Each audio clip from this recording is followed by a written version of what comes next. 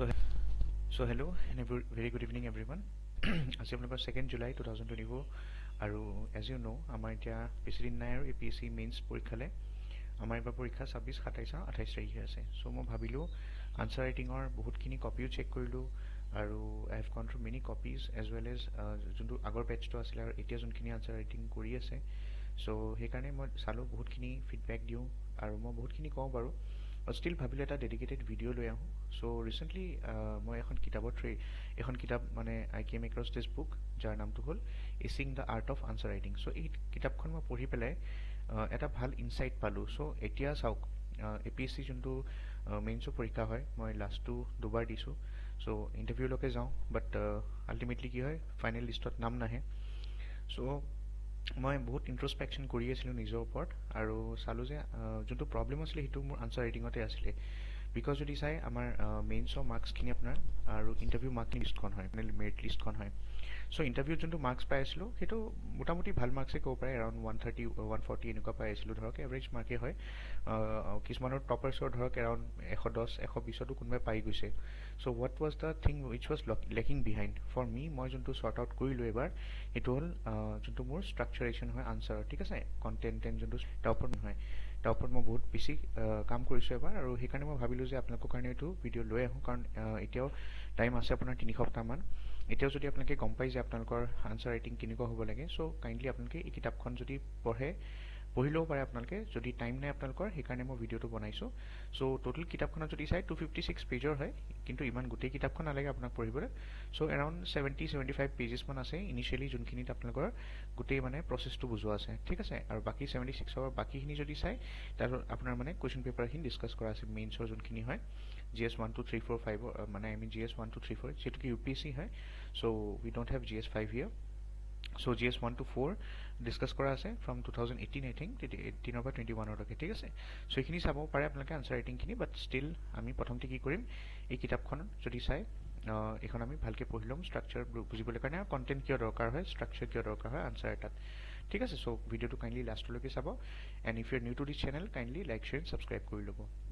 So এই কিতাপখন আপোনালোকে জানে শুনিছে চাগে আপোনালোকে আমাৰ মনোজ জিন্দল স্যাৰ তেখেতৰ ইউটিউব চেনেলটাও আছে মই ৰেগুলাৰলি ফলো কৰোঁ ইউটিউবত। সো তেখেতৰ চেনেল আপুনি ফলো কৰিব পাৰে খুব ধুনীয়া কথা কয় ইনস্পিৰেশনাল কথা কয় এস্থেটিক্যাল কথা কয় বহুতখিনি শিকিব লাগে তেনেকুৱা এক্সপেৰিয়েন্স মানুহৰ পৰা ঠিক আছে। সো এই কিতাপখন তেখেতে লিখিছিলে এই কিতাপখনত মই ডাইৰেক্টলি আপোনালোকক কন্টেন্টত লৈ যাওঁ। আচ্ছা তাৰ আগতে about the author Manoj Jindal স্যাৰক আপোনালোকে জানেই যে he is an IAS officer ঠিক আছে। তেখেতে 2017 যোনটো সিভিল সাৰ্ভিস এক্সাম হয় UPSC তাত তেখেতে অল ইণ্ডিয়া ৰেংক 53 পাইছিলে and he is also an ex NDA cadet as well as a ex banker. এটা যদি চাই চাওক বহুতৰ কি হয় এনেকুৱা হয় যে আমি পৰীক্ষা দিও দুবাৰ তিনিবাৰ তেনেকে যেনেকে মোৰ অলৰেডি দুবাৰ মই ইন্টাৰভিউ দিছো this is my third time. So তেখেতেও তেনেকে তিনিবাৰ পৰীক্ষা দিছিলে আৰু ডিসপাইট টু ফেইলিয়াৰ্স তেখেতে আগৰ দুটা ইন্টাৰভিউ ফেজলৈকে গৈছে কিন্তু ক্লিয়াৰ কৰিব পৰা নাছিলে। সো সেম মোৰ নিচিনা অলপ ষ্টৰিটো। সো দুবাৰ তেখেতে ইন্টাৰভিউ দিলে but he could not clear third টাইমতহে গৈ তেখেতে ক্লিয়াৰ কৰিছে ঠিক আছে। আৰু যদি চাই তেখেতৰ he made to the interviews every time ইয়াত লিখা আছে হয়নে আৰু যদি চাই ফাৰ্ষ্ট দুটা এটেম্প যেনেকে মোৰো হৈছিলে তেনেকুৱা। সো তাত কি আনসাৰ ৰাইটিংৰ যোনটো স্কিলছ হয় সেইটো লেগিং হৈ আছিলে তেখেতৰ and this was the factor that cost him his rank okay. So এতিয়া যদি চাই তেখেতৰ ফাইনেল যোনখন পেপাৰ আছিল 2017 যোনখন I mean থাৰ্ড এটেম্পটত তেখেতে ক্লিয়াৰ কৰিছিলে তাত যদি চাই তেখেতে ইম্প্ৰুভ কৰিলে আৰু ইভেন্টুৱেলি GS পেপাৰছত তেখেতে অলমোষ্ট 450+ মাৰ্কছ আনিছিলে আৰু essay পেপাৰখনত 158 আনিছিলে। সো যদি চাই সো সেই 2017-18 সেই টাইমটো যদি চাই that was the highest marks he secured in these papers okay. Anyways এতিয়া যদি আমি অলপ ডিসকাস কৰোঁ কিতাপখনৰ কথা আমি এটা বস্তু ইয়াত ভালকে চাই যাম।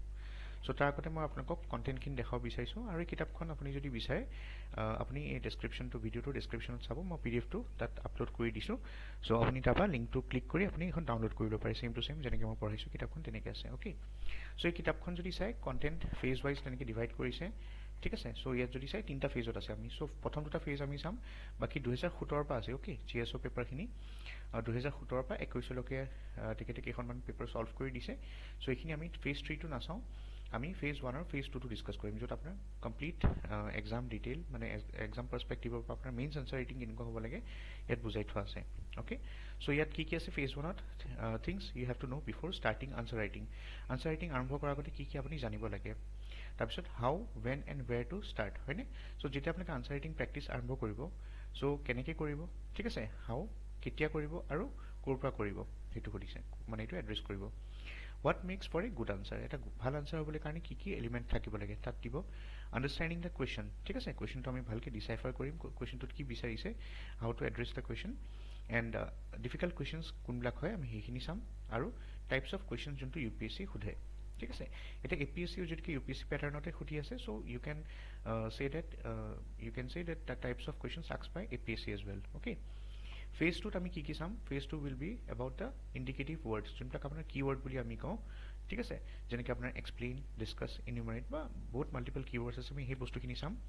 টাইম মেনেজমেন্ট বহুত ইম্পৰ্টেন্ট হয় আৰু স্পীড মেনেজমেন্ট এই দুটা বস্তু ঠিক আছে আমি ইয়াত কেনেকৈ কৰিব লাগে টাইম মেনেজমেন্ট স্পীড মেনেজমেন্ট এইটো আমি চাম প্ৰেজেন্টেশন কেনেকৈ হ'ব লাগে আনসাৰ এটা তাৰপিছত ইন্ট্ৰোডাকশন কেনেকৈ লিখিব লাগে বডি কেনেকৈ লিখিব লাগে আৰু কনক্লুজন কেনেকৈ দিব লাগে দিয়া আছে আৰু should you answer all the questions এটো বহুতৰ এটা ডাউট থাকে যে আমি 20টা কোৱেশ্চনত 20টা কোৱেশ্চন কৰিম নে কেটা কৰিম ঠিক আছে টিপিক্যালি এইটো আমি চাম ভালকে আৰু ফিডব্যাক এন্ড চেকিং এটসেট্ৰা যোনটো হ'ব লাগে সেলফ ইভালুয়েশন যদি আপুনি কৰিব বিচাৰিছে কেনেকৈ নিজৰ আনসাৰটো সেলফ ইভালুয়েট কৰিব পাৰিব যদি আপুনি ধৰক কাবাক ইভালুয়েট কৰিব দিয়া নাই সো নিজে কেনেকৈ ইভালুয়েট কৰিব আৰু ইভালুয়েশন কেনেকৈ কোটো কপি চেক কৰোঁ মই ফিডব্যাক খিনি লৈছো ইভালুয়েশনস মই কেনেকৈ কৰম হেতু বুজাই দিম এটিকেটো তেনেকৈ কৰে ঠিক আছে এটো ক'ব নোৱাৰে যে এক্স্যাক্টলি এটোৱে অফিশিয়াল হয় বাট দিস ইজ সামহাউ মানে that is very I mean you can say very close to the official যোনটো ইভালুয়েশন হয় ঠিক আছে আৰু কনক্লুজনৰ কথা দিছে সো ফেজ 2 খিনি আমি ডিসকাস কৰিম সো স্টাৰ্টিং উইথ ফেজ 1 আমি প্ৰথমতে চাওঁ এটা চাওক তেখেতে স্টাৰ্ট কৰিছে important read this first so তেখেতে কি কৈছে চাওক So great aim of the education is not knowledge but action. এটা কোট দি স্টার্ট কৰিছে টকিং অ্যাবাউট ব্ৰিটিশ ফিলোসফাৰ হাৰ্বাৰ্ট স্পেন্সাৰে কৈছিলে যে এডুকেশনৰ এইম অকল নলেজ গেইন কৰা নহয় বাট একশনত আনা ঠিক আছে টু ইমপ্লিমেন্ট দিস নলেজ তাৰপিছত তেখেতে ইয়াত লিখিছে যে আমি যেতিয়া প্ৰিপাৰেচন কৰোঁ আমি খালি history geography polity answer writing এছে ৰাইটিং হেবিলাক কৰি থাকিলে নহব আমাৰ মেইন যোনটো অবজেক্টিভ হয় হেতু কি হয় আপোনালোকৰ that is to see our name in the final list হয় নে সো যোনটো ফাইনেল লিষ্ট আহে তাত আপোনাৰ নামটো আহিব লাগে so that should be your main to simply do that simply reading this book won't be enough হয় নে you have to apply your own mind and actually put my advice to action তেখেতে কৈছে যে এই কিতাপখন পঢ়িলে বা ইয়াৰ পৰা যোনখিনি নলেজ পালে এইখিনি আপুনি সেইখিনি সাফিসিয়েন্ট নহব পাৰে সেইকাৰণে নিজৰ কিছুমান ইনোভেটিভ তেনেকুৱা টেকনিক উলিয়াব পাৰে আপোনালোকে আনসাৰ ৰাইটিংত ঠিক আছে আৰু নিজৰ যোনখিনি তেখেতে এডভাইস দিছে এইখিনি আমি একশনত পুট কৰিব লাগিব ঠিক আছে অকল পঢ়ি থৈ দিলে নহব তাক ইমপ্লিমেন্ট কৰিব লাগিব হেতুকে এই কোটেশনটো বুজাইছে যে great aim of education is not knowledge but action ঠিক আছে without understanding interpreting and taking actions on the words I tell you can't possibly cross to the other side so কৈছে আপুনি যদি বুজি নাপায় তেখেতে কি কৈছে কি ইন্টারপ্রেট কৰিব নোৱাৰে তেখেতে কি কৈছে এইখিনি যদি ইন্টাৰপ্ৰেট কৰিব নোৱাৰে আৰু যদি আপুনি একশনছত যদি এইখিনি বস্তু আপুনি এপ্লাই নকৰে নিজৰ আনসাৰ ৰাইটিং স্কিলস ইমপ্ৰুভ কৰিবলৈ তেতিয়া আপুনি এখন পঢ়ি লাভ নাই ঠিক আছে মানে আপোনাৰ নাম মেৰিট লিষ্টত নাপাব ঠিক আছে মানে you cannot possibly clear this exam হেতু কথা কৈছে তেখেতে ঠিক আছে তাৰপিছত আৰু এটা মই হাইলাইট কৰি থৈছো দিস টেকনিক্স যোনবিলাক হয় advices may sound simple but remember sophistication lies in simplicity ঠিক আছে সো বহুতে ভাবে যে ইউপিএসসি বা এপিএসসি আনসার্স লিখোতে বহুত বেছি মানে সফিষ্টিকেটেড ওয়ার্ড দিম কিছুমান আউট অফ দ্য ওয়ার্ল্ড কিছুমান বস্তু লিখিম ঠিক আছে সো তেনেকুৱা কথা নহয় সফিষ্টিকেশন লাইজ ইন সিম্পলিসিটি হয়নে সো যিমান পাৰে আপুনি এড্ৰেছ কৰিব কোৱেশ্চনটোক চেষ্টা কৰিব ঠিক আছে আৰু একৰ্ডিংলি আপোনালোকে যিমান পাৰে আনসাৰটো সিম্পল ৰাখি দিব So UPSC answer writing is all about condensing down the complexity into simple words. So question to complex থাকে so এই question to decipher কৰি নিজৰ language লিখা ঠিক আছে হেতুৱে কি হয় simplicity হয় simple words use কৰিব লাগে এই কাৰণে ঠিক আছে so let's start then এতিয়া আমি প্ৰথম chapter 1 ত আহো phase 1 ৰ যোনটো chapter 1 হয় তাত টাইটেলটো কি আছিল things you need to do before starting answer writing কি আপুনি কৰিব লাগে মই ইয়াত ওপৰৰ পৰা বুজাই দি আছো গোটেই পইণ্ট কেটা মইতো পঢ়িলো আপোনালোকক সেইকাৰণে শৰ্ট কৰি বুজাই দি আছো so ইয়াত কৈছে become an expert in the syllabus so first and foremost বস্তু কি হয় আপোনালোকৰ তাত থাকিব লাগে আপোনাৰ syllabus খন so গোটেই entire syllabus খন APSC Haque UPSC Haque you have to take a print out of the hard copy and accordingly আপুনি চকুৰ আগত থৈ দিব আৰু টপিকস খিনি ডেইলি এবাৰ চাই থাকিব ঠিক আছে তাৰপিছত আৰু এটা কথা তেখেতে ইয়াত কৈছে যে আপোনালোকৰ প্ৰতিটো টপিকৰ যোনকেইটা টপিকৰ ভিতৰত ৱৰ্ড থাকে এটা প্ৰতিটো ৱৰ্ডৰ এটলিষ্ট আপোনালোকে মানে 1 পেজৰ বা 3 পেজৰ নোটছ মানে বনাই ৰাখিব এটা টপিক যেনেকৈ আমাৰ যদি চিলেবাছত চাওঁ প্ৰথমতে GS1 আপোনাৰ আছিলে Indian heritage and culture history and geography of the world and society এইটো চ' তাত আপোনাৰ আছে ইণ্ডিয়ান কালচাৰৰ কথা তাত আপোনাৰ চেলিয়েণ্ট এছপেক্টছখিনি আছে চ' ইণ্ডিয়ান কালচাৰ কি হয় 1 পেজ বা 3 পেজত বনাই থওক চেলিয়েণ্ট এছপেক্টছখিনি কি আছে ইণ্ডিয়ান কালচাৰত সেইটো বনাই থ'ব আৰ্ট ফৰ্মছ কি আছে সেইখিনি বনাই থ'ব লিটাৰেচাৰ কি আছে বনাই থ'ব ঠিক আছে তেনেকৈ আপোনালোকৰ আৰ্কিটেকচাৰ যোনবিলাক আছে এনচিয়েণ্ট টাইমছত কেনেকুৱা মেডাইভেল টাইমছত কেনেকুৱা আছিলে মডাৰ্ণ টাইমছত কেনেকুৱা হয় চ' 1 পেজ বা 3 পেজৰ তেনেকৈ আপোনালোকে প্ৰতিটো টপিকৰ নোটছ বনাই থ'ব লাগে ঠিক আছে দিছ ইজ দ্য থিং প্ৰথম কথা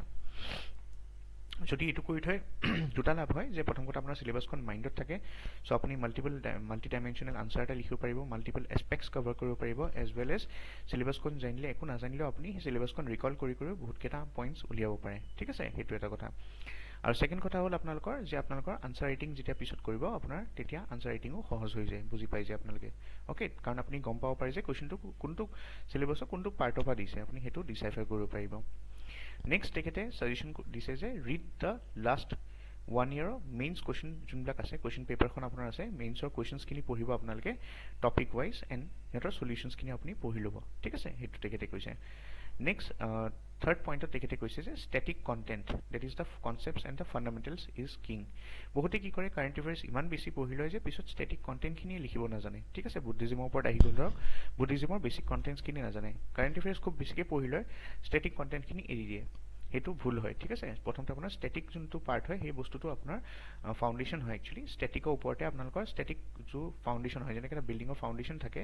ফাউণ্ডেশ্যনটো কি হয় আপোনাৰ ষ্টেটিক বেছ হয় তাৰ ওপৰতহে আপুনি কাৰেণ্ট এফেয়াৰ্ছৰ লেয়াৰিং দিব পাৰে ঠিক আছে কিন্তু ষ্টেটিক ইজ দ্য কিং বুলি কৈছে তেখেতে ঠিক আছে চ' ষ্টেটিক পৰ্চনছখিনি বহুত ভালকৈ জানিব লাগিব after that only you can go' for the extra addons in the form of current affairs ঠিক আছে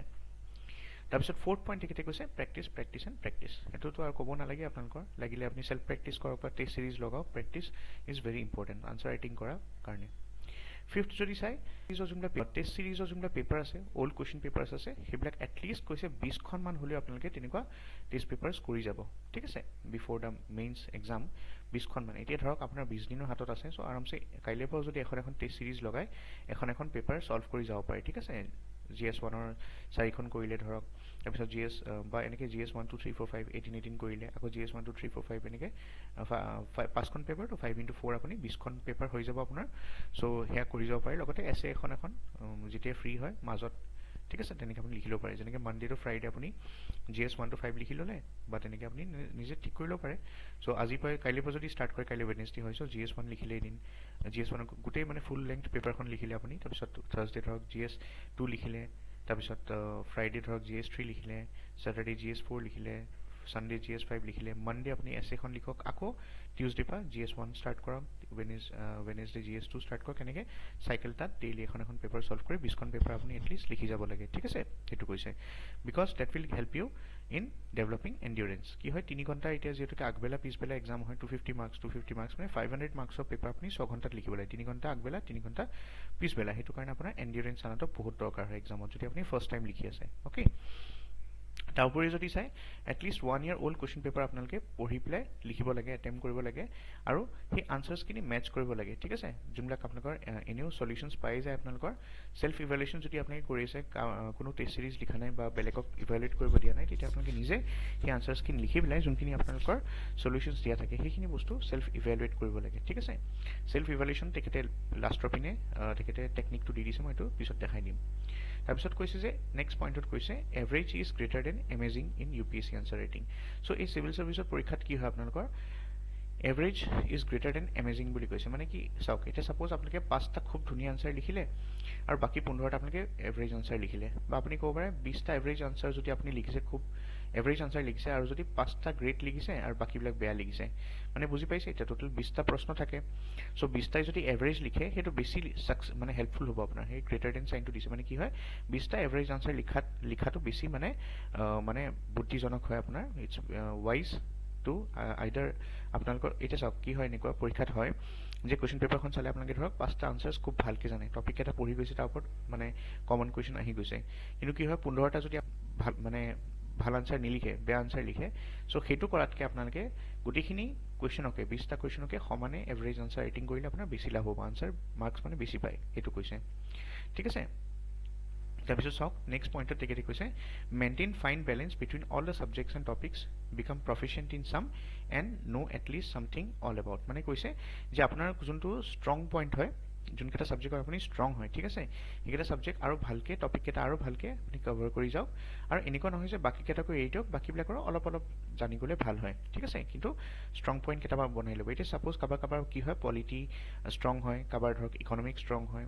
কাৰোবাৰ governance and current affairs strong হয় ঠিক আছে কাৰোবাৰ ইকলজি ষ্ট্ৰং হয় সকলোৰে চব ষ্ট্ৰং হ'ব নোৱাৰে ৰাইট চ' ইয়াৰ পৰা যদি আপোনাৰ দুটা মানুহ ষ্ট্ৰং হয় পলিটি মোৰ ষ্ট্ৰং হয় ধৰক মোৰ ক্ষেত্ৰত যদি ইকলজি গভৰ্নেন্স এইকেইটা মোৰ ষ্ট্ৰং হয় চ' অবভিয়াছলি মই এইকেইটাত বেছি জোৰ দিম আৰু ইকনমিও অলপ আছে বাৰু তেনেকুৱা নহয় বাট ইকনমি যদি চাওঁ মই চবৰে নিজৰ ইণ্টাৰেষ্ট লেভেল এটা থাকে চ' ইকনমিক ডেভেলপমেণ্ট মই ইমান ভাল নাপাওঁ চ' বাট যি নহওক এইটো বুলি মই এইটো ইগন'ৰ কৰিব নোৱাৰোঁ কাৰেণ্ট এফেয়াৰ্ছো মই ভাল পাওঁ চ' ইয়াত মই যদিও মোৰ ডেভেলপমেণ্ট যদিও মোৰ ষ্ট্ৰং নহয় ফৰ এক্সাম্পল মই কৈছোঁ চ' বাকীকেইটা মোৰ ষ্ট্ৰং হয় বাট ইকনমিক্সত মই কি কৰিম এনেকুৱা নহয় যে মই অলপ হ'লেও ইয়াৰ বিষয়ে অলপ পঢ়ি যাব লাগিব অলপ আইডিয়া কিন্তু মই যোনবিলাকত ষ্ট্ৰং হয় মোৰ সেই ছাবজেক্টকেইটা আৰু ষ্ট্ৰংগাৰ হ'ব লাগিব সেইটো কৈছে ঠিক আছে আৰু এটা চাওক আৰু এটা কথা মনত ৰাখিব কিছুমান ছাবজেক্ট আছে যেনেকৈ ডিজাষ্টাৰ মেনেজমেণ্ট চ' ডিজাষ্টাৰ মেনেজমেণ্টৰ আপোনাৰ কি হয় প্ৰতি বছৰে এটা দুটা প্ৰশ্ন সোধে বাট আপুনি যদি চাই ইমান বেছি প্ৰশ্ন নোসোধে মেইনছত ডিজাষ্টাৰ মেনেজমেণ্টৰ এটা প্ৰশ্ন সুধিছিলে যোৱাবাৰ ফ্লাড ব্ৰহ্মপুত্ৰৰ ওপৰত চ' তেনেকুৱা কথা চ' এটা কুৱেশ্যনে সুধিব মেক্সিমাম এটা বা দুটা আৰু ঠিক আছে চ' তাৰ কাৰণে আপুনি যদি বাকী ছাবজেক্টছবিলাক নপঢ়ে আপুনি যদি ডিজাষ্টাৰ মেনেজমেণ্টে পঢ়ি থাকে ঠিক আছে একমাহ লগাই দিয়ে পঢ়ি পেলাই সেইটো কিন্তু আপোনাৰ ৱাইজ নহয় কথাটো ৰিজনটো আপোনালোকে বুজি পাইছে যে আপোনালোকৰ বাকী ছাবজেক্টকেইটা যোনকেইটা আপুনি ষ্ট্ৰং হয় সেইকেইটা আৰু ষ্ট্ৰংগাৰ বনাওক আৰু যোনবিলাক আপুনি নাজানে অলপ চলপ কম জানে সেই ছাবজেক্টকেইটাও অলপমান হ'লেও আপোনাৰ ষ্ট্ৰং কৰক ঠিক আছে বাট এইটো মেটাৰ চাওক এইকেইটা যোনকেইটা ছাবজেক্ট হয় যেনেকৈ পলিটিক ইকলজি এনভাইৰনমেণ্ট তাৰপিছত economics development governance current affairs ইয়াৰ পৰা যদি চাই ইউ কেন চে ডেট আপোনাৰ এইবিলাক হেভি ৱেইট টপিক্স বুলি কৈছে ঠিক আছে ইয়াৰ পৰা হেভি ৱেইট সেইকাৰণে কৈছে বিকজ ইয়াৰ পৰা বেছিক কুৱেশ্যনছ আহে আৰু ইয়াত যদি চাই মেক্সিমাম 20টা প্ৰশ্নৰ ভিতৰত পেপাৰত আপুনি এক্সপেক্ট কৰিব পাৰে এৰাউণ্ড 14টামান প্ৰশ্ন আপোনালোকৰ এই টপিক্সবিলাকৰ পৰা আহে প্ৰতিখন পেপাৰত ঠিক আছে বাকী যদি 6টা প্ৰশ্ন চাই সৰু সুৰা টপিক থাকে যেনেকৈ আপোনাৰ GS3 ক্ষেত্ৰত চায়েন্স এণ্ড টেক থাকে ডিজাষ্টাৰ মেনেজমেণ্ট থাকে চিকিউৰিটি থাকে তাৰ পৰা এটা প্ৰশ্ন আহে ঠিক আছে সেইকাৰণে ইমান বেছি টাইম ইনভেষ্ট নকৰিব এই সৰু সুৰা য'ত কম কুৱেশ্যনছ আহে সেই টপিক্সখিনিত ওপৰৰ পৰা জেনেৰেল আইডিয়া এটা থাকিলে হ'ল বডিজবিলাক পঢ়ি ল'ব এক্সবিলাক পঢ়ি ল'ব ঠিক আছে ইনিচিয়েটিভছবিলাক পঢ়ি ল'ব গভৰ্ণমেণ্ট স্কিমছবিলাক পঢ়ি ল'ব তেনেকৈ পঢ়ি ওপৰৰ পৰা আইডিয়া এটা কৰি গ'লে হ'ল কিছুমান ৰিপৰ্ট ডেটা পঢ়ি ল'ব ঠিক আছে এনেকুৱা কথা নেক্সট পইণ্ট যদি চাওঁ ইয়াত তেখেতে কৈছে if you feel I haven't done enough but still have the confidence in your studies it means you are on the right path কেতিয়াবা এনেকুৱা হয় যে আমি যিমানেই পঢ়ি থাকোঁ বাট ষ্টিল লাগে যে আমাৰ প্ৰিপেৰেশ্যন হোৱা নাই it's not up to the date কিন্তু কনফিডেঞ্চ যদি আপোনাৰ থাকে তেতিয়া আপুনি জানিব যে you are on the right path চাওক এতিয়া চবেইতো 100% আপোনাৰ চিলেবাছখন কভাৰ কৰি এক্সামত কেতিয়াও যাব নোৱাৰে ঠিক আছে এইটো হিউমেনলি ইম্পচিবল হয় চ' কাৰোবাৰ 70% হ'ব পাৰে কাৰোবাৰ 80% হয় ইটছ ফাইন চ' 70%টো যদি আপোনাৰ চিলেবাছ শেষ হৈছে ঠিক আছে ইট মিনছ 30% আপুনি অলপ চলপ হ'লেও আইডিয়া ৰাখিব লাগে যে কি মানে যদি আহে মই লিখিব যাতে পাৰোঁ এটলিষ্ট এৰি নাহোঁ ঠিক আছে সেইটো কথা সেইকাৰণে পাৰফেকশ্যন আপুনি যদি চাই সেই যদি আপুনি 60 to 70%টো পাৰফেকশ্যন আনে ইটছ ফাইন বাকী এনেকুৱা নহয় যে বাকীখিনিও এৰি আহিব বাকীখিনিও কিবা এটা লিখিব পৰা আপোনাৰ সেইটো সামৰ্থ্য থাকিব লাগিব ঠিক আছে নেক্সট তেখেতে লাষ্ট পইণ্টটো কৈছে don't only learn from what topper say but what they actually did আমি ইউজুৱেলি কি কৰোঁ টপাৰৰ ভিডিঅ'বিলাক চাই থাকোঁ আৰু আমি অল্ড যোনবিলাক আনচাৰ কপিজ হয় সিহঁতৰ বেলেগ বেলেগ ৱেবছাইটত পাই যেনেকৈ ভিজন IASত আছে লুকমান IASৰ আছে ঠিক আছে তাত আপোনালোকে পাই যাব বাট আমি কি কৰোঁ বেছিভাগ টপাৰৰ ভিডিঅ'ছখিনি চাই থাকোঁ আমি খালি ভিডিঅ'ছখিনি চাই পেলাই থৈ দিওঁ কিন্তু আমি ইমপ্লিমেণ্ট নকৰোঁ একচুৱেলি সিহঁতে যেতিয়া নিজে আমাৰ নিচিনা এছপাইৰেণ্ট আছিলে টপাৰখিনিও এটা সময়ত আমাৰ নিচিনা এছপাইৰেণ্টৰ ষ্টুডেণ্টে আছিলে সিহঁতৰ কপিজবিলাক আমি চেক কৰিব লাগে চেক কৰি চাব লাগে যে আমি তাৰ পৰা কি শিকিব পাৰোঁ সিহঁতে কি ভুল কৰিছিলে বা কি ভালকৈ লিখিছিলে আমি সেই পইণ্টছখিনি উঠাব লাগে তাৰ পৰা ঠিক আছে এই বস্তুটো আমি কৰিব লাগিব থ্ৰু ইন্ট্ৰস্পেকশ্যন মানে আমি নিজে সিহঁতৰ কপিজবিলাক পঢ়িব লাগিব আৰু আমাৰ আনচাৰ্ছবিলাকৰ লগত মিলাই পেলাই আমি এটা লজিকেল কনক্লুজনত আহিব লাগিব যে কি বস্তু আমি দিব লাগে কি বস্তু নিদিয়া ভাল কিছুমান বস্তু এনেকুৱা থাকে যোনবিলাক আমি অদৰকাৰী দিওঁ সেইবিলাক বস্তু এই কিতাপখনত ভালকৈ বুজোৱা হৈছে ঠিক আছে চ' আমি ষ্টাৰ্ট কৰোঁ তেন্তে চেপ্টাৰ 2 ইয়াত কৈছে হাউ when and where ঠিক আছে to start answer writing so' answer writing practice কেনেকৈ আপুনি ষ্টাৰ্ট কৰিব ক'ৰ পৰা কৰিব আৰু কি কৰিব ঠিক আছে মানে কেতিয়া কৰিব চ' কেনেকৈ কৰিব কেতিয়া কৰিব আৰু ক'ৰ পৰা কৰিব সেইটো কৈছে ঠিক আছে চ' এতিয়া যদি চাই ইয়াত প্ৰথমতে কৈছে প্ৰথম কথা আপোনাৰ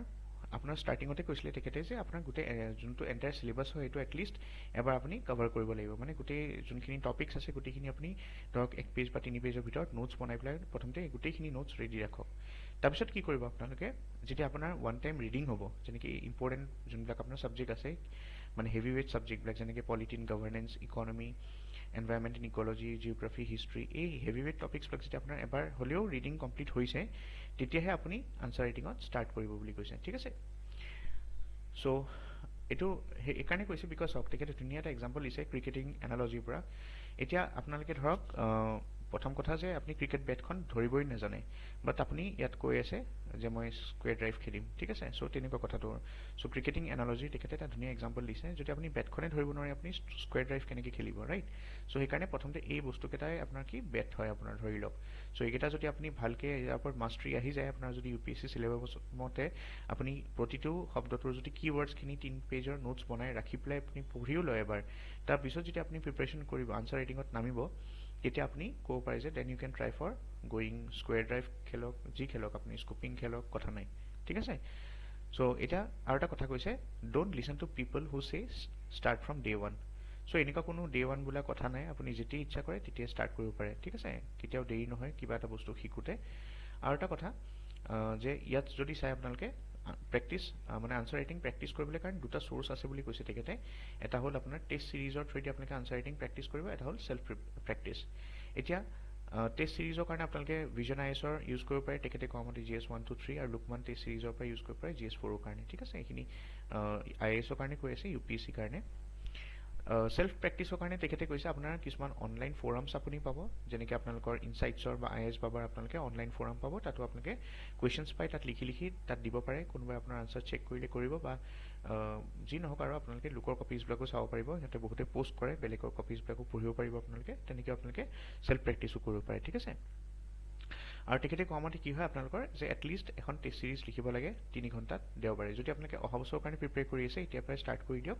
যে এটলিষ্ট এখন টেষ্ট ছিৰিজ হ'লেও 3 ঘণ্টাই ছানডে বহি লওক এখন টেষ্ট ছিৰিজত আপোনাৰ 20টা প্ৰশ্ন থাকে ভিতৰত কিমানটা লিখিব পাৰিলে কিমানটা ধুনীয়াকৈ লিখিলে ঠিক আছে চ' এইটো কৰিব চেষ্টা কৰক তাৰপিছত ৱেৰ টু ৰাইট দিছ আনচাৰ্ছ এতিয়া আমি প্ৰথমতে চালোঁ তেখেতে কোনটো বস্তু এড্ৰেছ কৰিছিলে ইয়াত কৈছিলে হাউ ৱেন এণ্ড ৱেৰ হয়নে চ' এতিয়া আমি চালোঁ হাউ টু ষ্টাৰ্ট এতিয়া হাউ টু ষ্টাৰ্টটো আমি এতিয়া চাম ঠিক আছে চৰি এতিয়া ৱেৰ টু ষ্টাৰ্ট মানে হাউ টু ষ্টাৰ্টটো চালোঁ আমি এতিয়া কেনেকৈ আমি মানে সেয়া কৰিম এপ্ৰ'চটো কেনেকুৱা হ'ব আপোনালোকৰ আনচাৰ ৰাইটিঙৰ কাৰণে চ' আপুনি নোট কপি বা A4 শ্বীটছ ইউজ কৰিব পাৰে এটা নৰ্মেল জেল পেন ইউজ কৰিব পাৰে ঠিক আছে আপোনাৰ যদি হেণ্ড ৰাইটিং বেয়া হয় তেখেতে কোৱা মতে you can use a pencil or pencil থাকে যে তেনেকুৱা সেইবিলাক ইউজ কৰিব পাৰে হেণ্ড ৰাইটিংটো ঠিক কৰিবলৈ কাৰণে তাৰ উপৰি আপোনালোকৰ ইৰেজাৰ লগত ৰাখিব ঠিক আছে ড্ৰয়িঙৰ কাৰণে পেঞ্চিল ইৰেজাৰ এনেও লাগেই তাৰপিছত স্কেল তাৰপিছত ষ্টপ ৱাচ বা নৰ্মেল ৱাচ যোনটো হয় আপোনালোকৰ ৰাখিব পাৰে এক্সামত আপোনালোকে জানেই আপোনালোকৰ ডিজিটেল ৱাচ এলাউড নহয় এনালগ ৱাচ এটা ইউজ কৰিব পাৰে আপোনালোকে আনচাৰ ৰাইটিং কৰিবলৈ কাৰণে ঠিক আছে next what makes for a good answer এটা ভাল আনচাৰ হ'বলৈ কাৰণে কি বস্তু থাকিব লাগে so' content is the king মই কৈছিলোঁ আপোনালোকক কণ্টেণ্ট মানে কি হ'ব পাৰে ত' ষ্টেটিক হ'ব পাৰে ডাইনামিকো হ'ব পাৰে কণ্টেণ্ট ৰাইট চ' ইয়াত কৈছে যে nothing but good content makes a perfect answer for UPSC so' of course আমি কি ইউজ কৰিব লাগিব ডায়েগ্ৰামছ আণ্ডাৰলাইনিং প্ৰেজেণ্টেশ্যন ইম্পৰ্টেণ্ট হয় আপোনালোকৰ বিকজ এইবিলাক যদি আপুনি ভালকৈ কৰে তেতিয়া এক্সট্ৰা 1 to 2 মাৰ্কছ আপুনি বেছিকৈ পাব পাৰে প্ৰতিটো আনচাৰতে ঠিক আছে আৰু যদি চাই presentation is really good but the content is suboptimal you will not get the marks এতিয়া বহুতৰ কি হয় প্ৰব্লেম হয় আপোনালোকৰ কণ্টেণ্ট আৰু আপোনাৰ ষ্ট্ৰাকচাৰেশ্যনত মানে প্ৰেজেণ্টেশ্যনত চ' কণ্টেণ্ট এটা বস্তু হয় আৰু ষ্ট্ৰাকচাৰ ক'ব পাৰে or you can say presentation আনটা বস্তু হয় ঠিক আছে চ' প্ৰেজেণ্টেশ্যন এটা বস্তু হয় কণ্টেণ্ট এটা বস্তু এতিয়া আমাৰ কি হয় কণ্টেণ্ট বহুতৰ থাকে কিন্তু ষ্ট্ৰাকচাৰ দিব নোৱাৰে তেতিয়াও ভাল নহয় আৰু কিছুমানৰ কণ্টেণ্ট নাথাকে ষ্ট্ৰাকচাৰ খুব ধুনীয়া বনায় আনচাৰটো ঠিক আছে পইণ্ট চইণ্ট দি পেলাই একদম ধুনীয়াকৈ লিংক কৰি বনায় বাট কণ্টেণ্টটো ইমান ভাল নহয় চ' দুইটাৰ ওপৰতে আপোনালোকে ইকুৱেল বেলেঞ্চ ৰাখিব লাগিব সেইটো take the middle path okay আপোনাৰ কণ্টেণ্টটো মোটামুটি ভাল থাকিব লাগিব আৰু ষ্ট্ৰাকচাৰেশ্যনো হ'ব লাগিব তেতিয়াহে আপুনি এক্সপেক্ট কৰিব পাৰে যে এটা এভাৰেজ মাৰ্কিং আপুনি পাব ঠিক আছে তাৰপিছত এইখিনি কথাই কৈছে এতিয়া ইয়াত কৈছে যে you should focus on mastering the various topics of the syllabus so' that you can write good content in your answer আপুনি এটা ভাল আনচাৰ তেতিয়া লিখিব পাৰে যেতিয়া আপুনি চিলেবাছখনৰ প্ৰতিটো টপিকৰ যোনটো অলৰেডি আকৌ ৰিপিট কৰিছোঁ যে আপোনালোকৰ প্ৰতিটো যোনখন আপোনাৰ চিলেবাছ থাকিব চিলেবাছখন ডাউনলোড কৰি প্ৰতিটো টপিকৰ আপুনি এটলিষ্ট 1 বা 3 পেজৰ ভিতৰত নোটছ বনাই ৰাখিব লাগে ষ্টেটিক নোটছখিনি ঠিক আছে তাতে আপোনালোকৰ পিছত যদি আপোনালোকৰ কাৰেণ্ট কিবা টপিকছ আহে মানে কাৰেণ্ট এফেয়াৰ্ছৰ কিবা যদি ৰিলেটেড নিউজ আহে আপুনি তাতো এক্সট্ৰা স্পেচ বা তেনেকুৱা জেগা ৰাখিব লাগে যাতে আপুনি বা পেজ ষ্টিক কৰি ল'ব পাৰে বা A4 হ'লে এক্সট্ৰা লগাই ল'ব পাৰে তাত আপুনি কাৰেণ্ট এফেয়াৰ্ছখিনি আপডেট কৰি থাকিব লাগিব ঠিক আছে ষ্টেটিকখিনি পিছফালে এতিয়া চাওক the question arises what is good content so' good content কি হয় চাওক এই গুড কণ্টেণ্ট এনেকুৱা হ'ব লাগে যোনটোৱে কি কৰে it showcases the understanding of the question আপুনি যে কুৱেশ্যনটো বুজি পাইছে লিখিছে সেই বস্তুটোৱে দেখায় যে আপোনাৰ কণ্টেণ্টটো ৰেলেভেণ্ট হয় আৰু ভাল হয় আৰু সেকেন্ড কথা আপোনাৰ আনসাৰটোত কি থাকিব লাগিব it should contain or address all the aspects and parts of the question so' কুৱেশ্যনত যি সুধিছে কিৱৰ্ডছবিলাক সেই গোটেইখিনি বস্তু আছে নাই তাৰ আনসাৰখিনি সেইটো চাই আৰু it must be to the point অদৰকাৰী আমি বহুত কেতিয়াবা আনসাৰত লিখোঁ ঠিক আছে সেইকাৰণে মই এই একচুৱেলি ডিছকাশ্যনটো লৈ আহিছোঁ বিকজ ইয়াত আপুনি এইটোও চাব যে আমি কি লিখিব নালাগে ঠিক আছে তাত ক্লিয়াৰ হৈ যাব তো টু দ্য পইণ্ট আনসাৰ হ'ব লাগে প্ৰথমতে কুৱেশ্যনটো বুজিব ভালকৈ কুৱেশ্যনৰ ভিতৰত থকা কিৱৰ্ডছ যোনবিলাক ৰিলেভেণ্ট এছপেক্টছ হয় কি কুৱেশ্যনৰ পাৰ্ট আছে সেইখিনি এড্ৰেছ কৰিব আৰু থাৰ্ড কথা যে answers must be to the point ঠিক আছে আৰু আনসাৰ্ছবিলাক কেনেকুৱা হ'ব লাগিব ইনফৰ্মেটিভ হ'ব লাগে এণ্ড এনালিটিকেল বা স্পেকুলেটিভ হ'ব নালাগে ঠিক আছে চ' যেনেকৈ চাওক আপোনালোকৰ আনসাৰবিলাক ইনফৰ্মেটিভ হ'ব লাগিব ইনফৰ্মেটিভ মানে কি তাত ইনফৰ্মেশ্যন থাকিব লাগিব it must be supported by facts মই কৈ থাকোঁ আনসাৰবিলাক লিখোঁতে আপোনালোকে fact data report diagram etcetera এইবিলাক দিব কিন্তু য'ত ত'ত নিদিব ৱেৰ নিডেড কিছুমানে কি হয় বেছি নলেজ দেখাব যায় অদৰকাৰী য'ত ৰেলেভেণ্ট নহয় তাত গৈ ৰিপৰ্ট আৰু ধৰক ফেক্ট এইবিলাক দি থাকে যোনবিলাক ইৰেলেভেণ্ট হয় হ'ব পাৰে আপোনাৰ ৰিপৰ্ট কাৰেক্ট হয় ডায়েগ্ৰামো কাৰেক্ট হয় ফেক্ট কাৰেক্ট হয় কেছ ষ্টাডিজ দিছে আপোনালোকে সেইবিলাকো কাৰেক্ট হয় ৰিপৰ্টছ দিছে সেইবিলাকো কাৰেক্ট হয় but at the and of the day আপোনাৰ কুৱেশ্যনত সেইটো বিচৰাই নাই চ' সেইবিলাক বস্তু লিখি লাভ নাই কাৰণ আপোনাৰ টাইম ৱেষ্ট হ'ব আৰু মাৰ্কছ আপুনি একো নাপায় এক্সট্ৰা ঠিক আছে নেক্সট কথাটো হ'ল আপোনাৰ এটা কহেৰেণ্ট ফ্ল' হ'ব লাগিব আনসাৰটো যেতিয়া আপুনি আনসাৰটো লিখে ইন্ট্ৰডাকশ্যনৰ পৰা যেতিয়া আপুনি ছুইচ কৰিব গিয়াৰ বডিৰ পৰা আপুনি গিয়াৰ চেঞ্জ কৰিব কনক্লুজনলৈ চ' এটা ফ্ল' মেইনটেইন কৰিব লাগে ঠিক আছে মেক্সিমাম মাৰ্কছ আপোনাৰ বডিতে থাকে চ' বডিৰ ভিতৰতো যেতিয়া আপুনি হেডিংছ এণ্ড চাব হেডিংছ দিয়ে তাতো ফ্ল' মেইনটেইন কৰিব লাগে নহ'লে কি হয় আপোনালোকৰ যেতিয়া ফ্ল' মেইনটেইন নহয় আনসাৰটো তেতিয়া যোনে চেক কৰিব সিহঁতে কনটেক্সটো বুজি নাপায় মানে ঠিক আছে ইয়াৰ পিছত কি হ'ব চ' ইয়াৰ পিছত কি হৈছে বেলেগ এটা কথা লিখি দিলে ধৰক একো মানে কানেকশ্যন নাই ধৰক আপোনাৰ প্ৰথম পেৰাগ্ৰাফটো আৰু ছেকেণ্ড পেৰাগ্ৰাফটো তেতিয়া আপোনাৰ মাৰ্কছ কমি যায় ঠিক আছে এতিয়া তেখেতে ইয়াত যদি চাই আপোনালোকৰ ডিটেইলছত বুজাইছে ইয়ৰ আনসাৰ প্ৰথম কথা কৈছে চাওক এই 5টা পইণ্ট যে আমি চালোঁ ওপৰত 5টা পইণ্ট কৈছিলে গুড কণ্টেণ্ট কি থাকিব লাগে গুড কণ্টেণ্টত তেখেতে এটা এটাকৈ বুজাই দিছে যে গুড কণ্টেণ্টৰ এক্সাম্পল দি বুজাইছে যে আপোনাৰ গুড কণ্টেণ্টত যদি চাই first cover the static and current affairs ঠিক আছে চ' এটা কণ্টেণ্ট হ'বলৈ কাৰণে এতিয়া চাওক এতিয়া মই কথাটো কৈছোঁ ইয়াত লিখিছে your answer must showcase your understanding of the question asked by the UPSC in short answer what has been ask but don't beat around the bush অদৰকাৰী কথা লিখি লাভ নাই ঠিক আছে ইয়াত যদি চাই ফৰ এক্সাম্পল তেখেতে এটা ধুনীয়া কুৱেশ্যন দিছে 2021 আপোনাৰ UPSC GS3 পেপাৰৰ এটা ইকনমিক্সৰ কুৱেশ্যন আছিলে কুৱেশ্যনটো হ'ল কিৱৰ্ডছ কেইটা চাওক ডিষ্টিংগুইছ কৰিব দিছে between capital budget and revenue budget আৰু কম্পনেণ্টছখিনি লিখিব দিছে অফ দিছ বাজেটছ ঠিক আছে চ' এইটো ষ্ট্ৰেইট ফৰৱাৰ্ড কুৱেশ্যন হয় ডিষ্টিংগুইছ কৰিব দিছে চ' যেতিয়া আনসাৰটো তেখেতে আপুনি লিখিব ঠিক আছে চ' ধৰক বাজেট যদি আপুনি ইন্ট্ৰডাকশ্যনত দিব বিচাৰিছে এনেকৈ শ্বৰ্টত লিখি থ'ব পাৰে বাজেট কি হয় ঠিক আছে so' budget can be define as a financial statement which provides for yearly estimated receipts and expenditures of the government এনেকৈ দিলে তাৰপিছত আপুনি যিহেতুকে এটা ৱৰ্ডটো কি কৰিছে কি ৱৰ্ডটো ডিষ্টিংগুইছ মানে আপোনাৰ এখন টেবুল বনাব লাগিব চ' ডিষ্টিংগুইছ ডিফাৰেঞ্চিয়েট এনেকুৱা শব্দ আহিলে সদায় টেবুল বনাব লাগে ঠিক আছে চ' যেনেকৈ ইয়াত টেবুল বনাইছে ইয়াত চাওক ৰেভিনিউ বাজেট আৰু যোনটো কেপিটেল বাজেট আৰু ৰেভিনিউ বাজেট হয় ইহঁতৰ কম্পনেণ্টছ এণ্ড ডিফাৰেঞ্চেছখিনি এখন টেবুলতে বুজাই দিছে ঠিক আছে so' this is how you have to address the answer next যদি চাই ইয়াত কৈছে যে capital and revenue budget have very specific definition and components you should know them যদি আপুনি নাজানে তেতিয়াহ'লে এনেকুৱা কুৱেশ্যন অদৰকাৰী বস্তু লিখি পেলাই আপুনি টাইম ৱেষ্ট কৰিব ঠিক আছে so' this is a very factual question capital budget কি হয় আপুনি জানিব লাগিব ৰেভিনিউ বাজেট কি হয় জানিব লাগিব যদি নাজানে আপুনি অদৰকাৰী লিখি পেলাই যদি এক্সপেক্ট কৰে মাৰ্কছ দিব আপোনাক মাৰ্কছ নাপায় ঠিক আছে সেইটো কথা মনত ৰাখিব সেইকাৰণে ফেক্টুৱেল কুৱেশ্যনছবিলাক টু দ্য পইণ্ট লিখিব যদি জানে লিখিব নহ'লে এৰি দিব কোনো কথা নাই ঠিক আছে ইম্প্ৰেশ্যনটো বেয়া নকৰিব so' not all questions in UPSC are created equal এতিয়া এইটোতো ইজি কুৱেশ্যনে আছিলে ধৰক ষ্টেটিক কুৱেশ্যন হয় কেপিটেল বাজেট আৰু ৰেভিনিউ বাজেট এটা বাজেটৰ গভৰ্ণমেণ্ট বাজেটিং আমাৰ টপিক এটাই আছে চিলেবাছত চ' তাৰে এটা পাৰ্ট হয় চ' এইখিনি আপুনি চাগে পঢ়িছেই বাট কিছুমান কুৱেশ্যন বহুত টিপিকেলি সোধে এতিয়া চাওক এইটো এক্সাম্পল তেখেতে দিছে যেনেকৈ jurisdiction of the CBI regarding lodging an FIR and conducting probe within a particular state is being questioned by various states. However, the power of the states to withhold consent to the CBI is not absolute. So কৈছে explain with special reference to the federal character of India. ইয়াত চাওক keywords কিনি কি আছে আপোনালোকৰ CBI কথা কৈছে right CBI কথা কৈছে আৰু CBI যোনটো power হয় of investigation ঠিক আছে with related to state আৰু ফেডাৰেলিজম ক্যাৰেক্টাৰ ওপৰত আছে প্ৰশ্নটো সো এই তিনটা কিৱৰ্ড মই আন্ডাৰলাইন কৰি ললো সো প্ৰথমতে যদি আপুনি স্টাৰ্ট কৰিব বিচাৰে আনসাৰটো কেনে কৰিব বিচাৰে মানে পাৰিব আপুনি এখন CBI বিষয়ে লিখি ললে CBI পাৱাৰ লগত জড়িত যোনটো CBI কি পাৱাৰ আছে এটো দি ইন্ট্ৰোডাকশনটা দিলে তাৰপিছত আপোনালোকৰ কি মানে ইস্যুজ আছে হেকেটা লিখিলে ঠিক আছে আৰু ফেডাৰেল ক্যাৰেক্টাৰটো কেনেকে মানে ইম্প্যাক্ট হৈছে তাৰ বিষয়ে আপুনি লিখিব পাৰে ঠিক আছে তেনেকে আৰু এটা কোৱেশ্চন ইয়াত দিছে ভক্তি মুভমেন্টৰ চাওক ইয়াত কৈছে ইভালুৱেট দ্য নেচাৰ অফ ভক্তি literature so let কৰিব দি হয় evaluate কৰিব দি ভক্তি literature আৰু contribution to Indian culture ঠিক আছে এইটা ওয়াৰ্ড হয় টু ওয়াৰ্ড এটা প্ৰতিটো ওয়াৰ্ড ইয়াত দেখিছে আপোনালোকে ধৰক এক্সপ্লেইন তেখেতে ইয়াৰ পিছফালে তেখেতে ধুনিয়াকে দি দিছে তাৰ মিনিং কি হয় ঠিক আছে সো এনেকে আপুনি evaluate বুলি ক'লে কি কৰিব লাগিব আপোনালোকে simply just বুজালেই হ'ল আপোনালোকে এটা চাওক কিছুমানে কি কৰা আমি এটা nature of bhakti literature কৈছে হয়নে and contribution to the Indian culture প্ৰথমতে আপুনি ভক্তি লিটাৰেচাৰ কথা অকমান ইন্ট্ৰোডাকশনত দিলে তাৰপিছত এই যোনটো আপোনালোকে দেখিছে এই পাৰ্টিকুলাৰ কিৱৰ্ডটো ভক্তি লিটাৰেচাৰ নেচাৰ অফ ভক্তি লিটাৰেচাৰ হেতুটি আপুনি হেডিং দি দিব পাৰে নেচাৰ অফ ভক্তি literature can be described as follows তাৰপিছত contribution of ভক্তি কালচাৰ টু ইণ্ডিয়ান ভক্তি লিটাৰেচাৰ টু ইণ্ডিয়ান কালচাৰ এনেকে কি সেকেন্ড হেডিং এটা এইটো প্ৰথম আছিল তাৰপিছত contribution of the ভক্তি লিটাৰেচাৰ টু ইণ্ডিয়ান কালচাৰ এনেকে এটা হেডিং দি দিব পাৰে আপুনি তাৰপিছত পইণ্টছ কেটা লিখিব আৰু লগতে এটা এক্সাম্পল দি দিব যদি জানে আপুনি ঠিক আছে আৰু যদি গুটি কেটা নাজানে একেলগতে লাষ্টত দি দিব পাৰে এক্সাম্পল এটা গুটি কেটা পইণ্টৰ একেলগতে ওকে তাৰপিছত you must be to the point এটা বহুত ইম্পৰ্টেন্ট হয় আপুনি টু দা পইণ্ট আনসাৰ লিখিব লাগে সো ডোন্ট এটা চাওক বহুতে কি কৰে we try to beat about the bush হয়নে কোৱেশ্চনত যদিও খুধা নাই আমি কিবা কিবি কাৰেন্ট এফেয়াৰ্ছৰ কনটেক্সট হিষ্ট্ৰিকেল এই পইণ্টটো মই বহুতে ইম্পৰ্টেন্ট পালো কাৰণ মই আগতে আনসাৰ্ছ ব্লক তেনেকে ষ্টাৰ্ট কৰিছিলো যেটা কিৱৰ্ডটো দেখো হেবিলাক পিছৰ কথা আৰু কোড কি ডিসকাস নে ডিফাৰেন্সিয়েট নে এনালাইজ ক্ৰিটিক্যাল এনালাইজ হেবিলাক পিছত চাও মই কাৰেন্ট এফেয়াৰ্ছ খুব বেছি ইউজ কৰি দিছিলো ইন্ট্ৰোডাকশনত ঠিক আছে কিন্তু এইটো কোৱেশ্চন খুধাই নাই যেটোকে মই তাত দিবই নালাগে যেনে ইয়াত যদি চাই এই কোৱেশ্চনটোত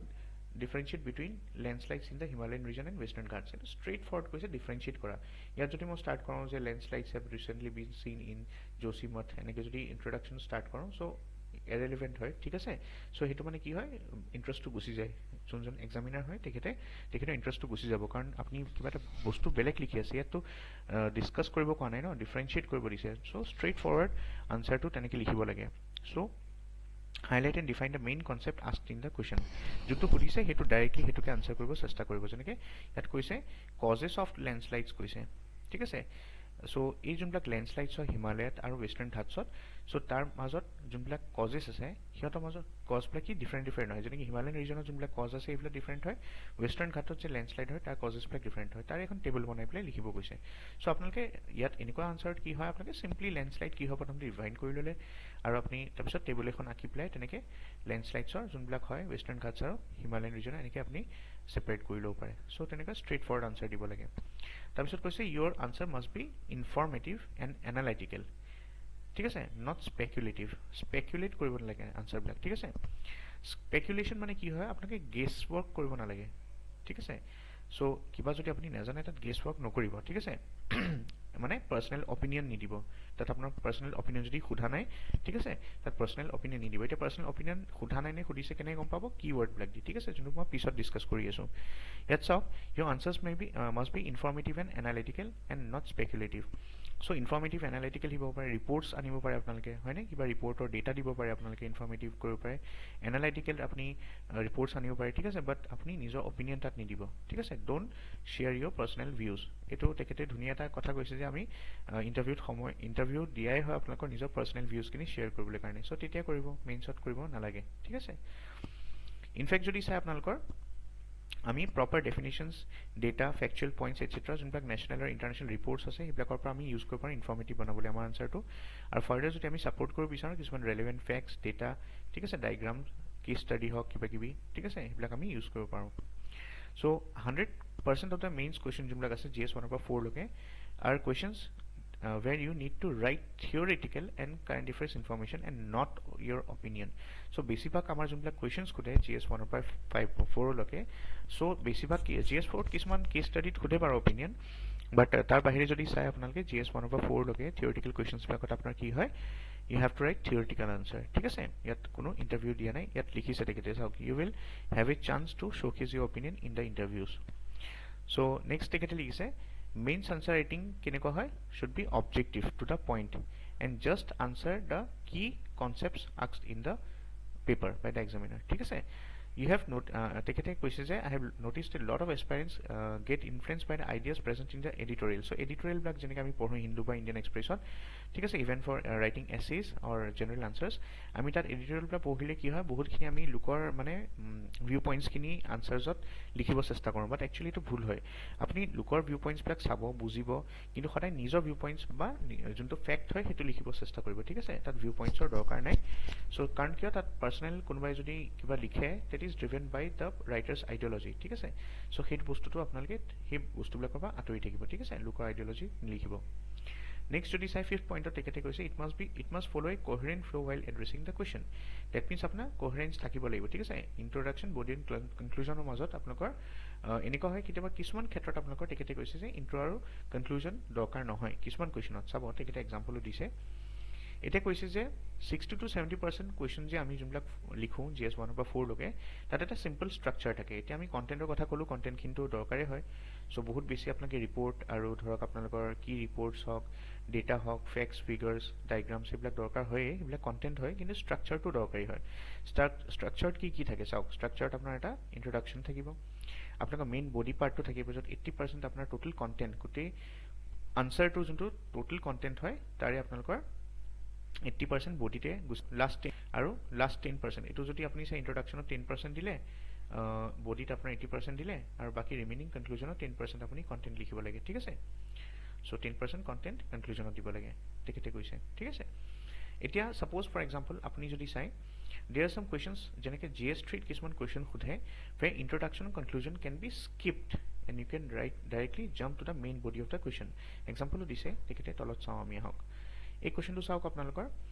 যেনেকে what are the challenges and opportunities of food processing sector in the country how can income of farmers be substantially increased by encouraging food processing ইয়াত আপোনালোকে directly you can skip to the body মানে ইয়াত food processing কি হয় বলে বুজাই থকাতকে directly challenges and opportunities খুদিছে তো কাৰণ কিয় কেতিয়াবা এনেকুৱা হয় যে word limit থাকে যদি এই কোৱেশ্যনটো আপোনাৰ 10 মাৰ্কছৰ কাৰণে দিয়ে আপুনি যদি ইয়াত ইন্ট্ৰডাকশ্যন দিয়ে 4-5 লাইনৰ তেতিয়া কি হ'ব আপোনালোকৰ বা 3 লাইনৰ দিব লাগে একচুয়ালি বাট যদি আপোনালোকে 2 বা 3 লাইন দিব পাৰে বাট যদি নিদিয়ে তেতিয়াও মানে আপুনি পাৰে there is a chance যেটোকে ডাইৰেক্টলি চ্যালেঞ্জেস আৰু অপৰচুনিটিজ খিনি খুদিছে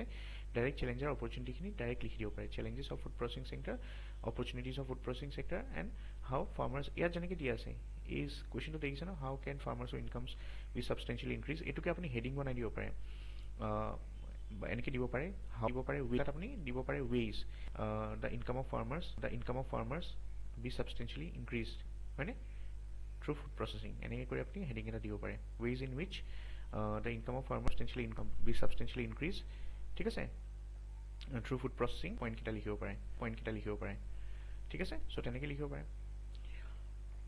সেইটো এটা স্টাইল হয় আপোনাৰ ইন্ট্ৰডাকশ্যন পাৰে কিছুমানে ইন্ট্ৰডাকশ্যন দিয়ে 1-2 লাইনৰ সেইটো ঠিক আছে 10 মাৰ্কৰ যদি আনসাৰ হয় আপোনালোকৰ 3 লাইনৰ ভিতৰত 2 বা 3 লাইনৰ ভিতৰত ইন্ট্ৰডাকশ্যন দিব লাগে ঠিক আছে 10 উইথ থেকে 10 মাৰ্কৰ কোৱেশ্যন হয় intro has to be between 2 to 3 remember between 2 to 3 lines okay আৰু যদি আপোনাৰ 15 মাৰ্কছৰ কোৱেশ্যন হয় তাহলে intro has to be between 3 to 4 lines okay max বহুত আমাৰ ইন্ট্ৰ ব্লক একাউন্টে দেখো ইন্ট্ৰ ব্লক একদম 8 লাইন 7 লাইন এনেকুৱা ডাঙৰ ইন্ট্ৰ লিখে এটা এটো কমপ্লিটলি ভুল ফৰম্যাট হয় ঠিক আছে এটো স্ট্ৰাকচাৰ ঠিক আছে কন্টেন্টটো লাগিবই কিন্তু স্ট্ৰাকচাৰটো at the same time maintain কৰিব লাগিব মই কৈছো না দুইটা মাজতে এটা মিডল লাইন ফলো কৰিব লাগে এটা ফোৰ্থ চ্যাপ্টাৰটো দিছে দেখেতে আন্ডাৰষ্টেণ্ডিং দা কোৱেশ্যন ইয়াত আমি বুজি পাম যে কিৱৰ্ড বিলাক যে আছিল মই ডাইৰেক্টলি আপোনাক এইবিলাক নুবুজাই প্লে ডাইৰেক্টলি আপোনাক কিৱৰ্ডছ খিনিত লৈ গৈছো ঠিক আছে ইয়াত আপোনাক মই বুজাই দিম গুটে বস্তুটো কেনেকুৱা হয় ইয়াত না একচুয়ালি ইয়াত আছে types of question asked by UPSC বা APSC ঠিক আছে সো এটা সব কোৱেশ্যনছ কেনেকুৱা হ'ব পাৰে কোৱেশ্যনছ বিলাক ষ্ট্ৰেইট ফৰৱাৰ্ড কোৱেশ্যন হ'ব পাৰে স্টেটমেন্ট বেসড হয় কেতিয়াবা এনেকা ইনভাৰ্টেড কমা দি প্লে স্টেটমেন্ট এটা দি দিয়ে ভিতৰত সেইটো তেনেকুৱা টাইপৰ হ'ব পাৰে তাৰপিছত কেতিয়াবা এটা কোৱেশ্যনতে দুটা কনসেপ্ট সোমাই থাকে বেলেগ এইবিলাক ধৰিব লাগিব আপুনি পঢ়োতে কোৱেশ্যনটো ঠিক আছে কাৰণ কোৱেশ্যন পঢ়াটো এটা স্কিল হয় তাৰপিছত যদি চাই কাৰণ কোৱেশ্যনটো ভালকে পঢ়িলে আপুনি আনসাৰটো দিব পাৰিব হয় নাই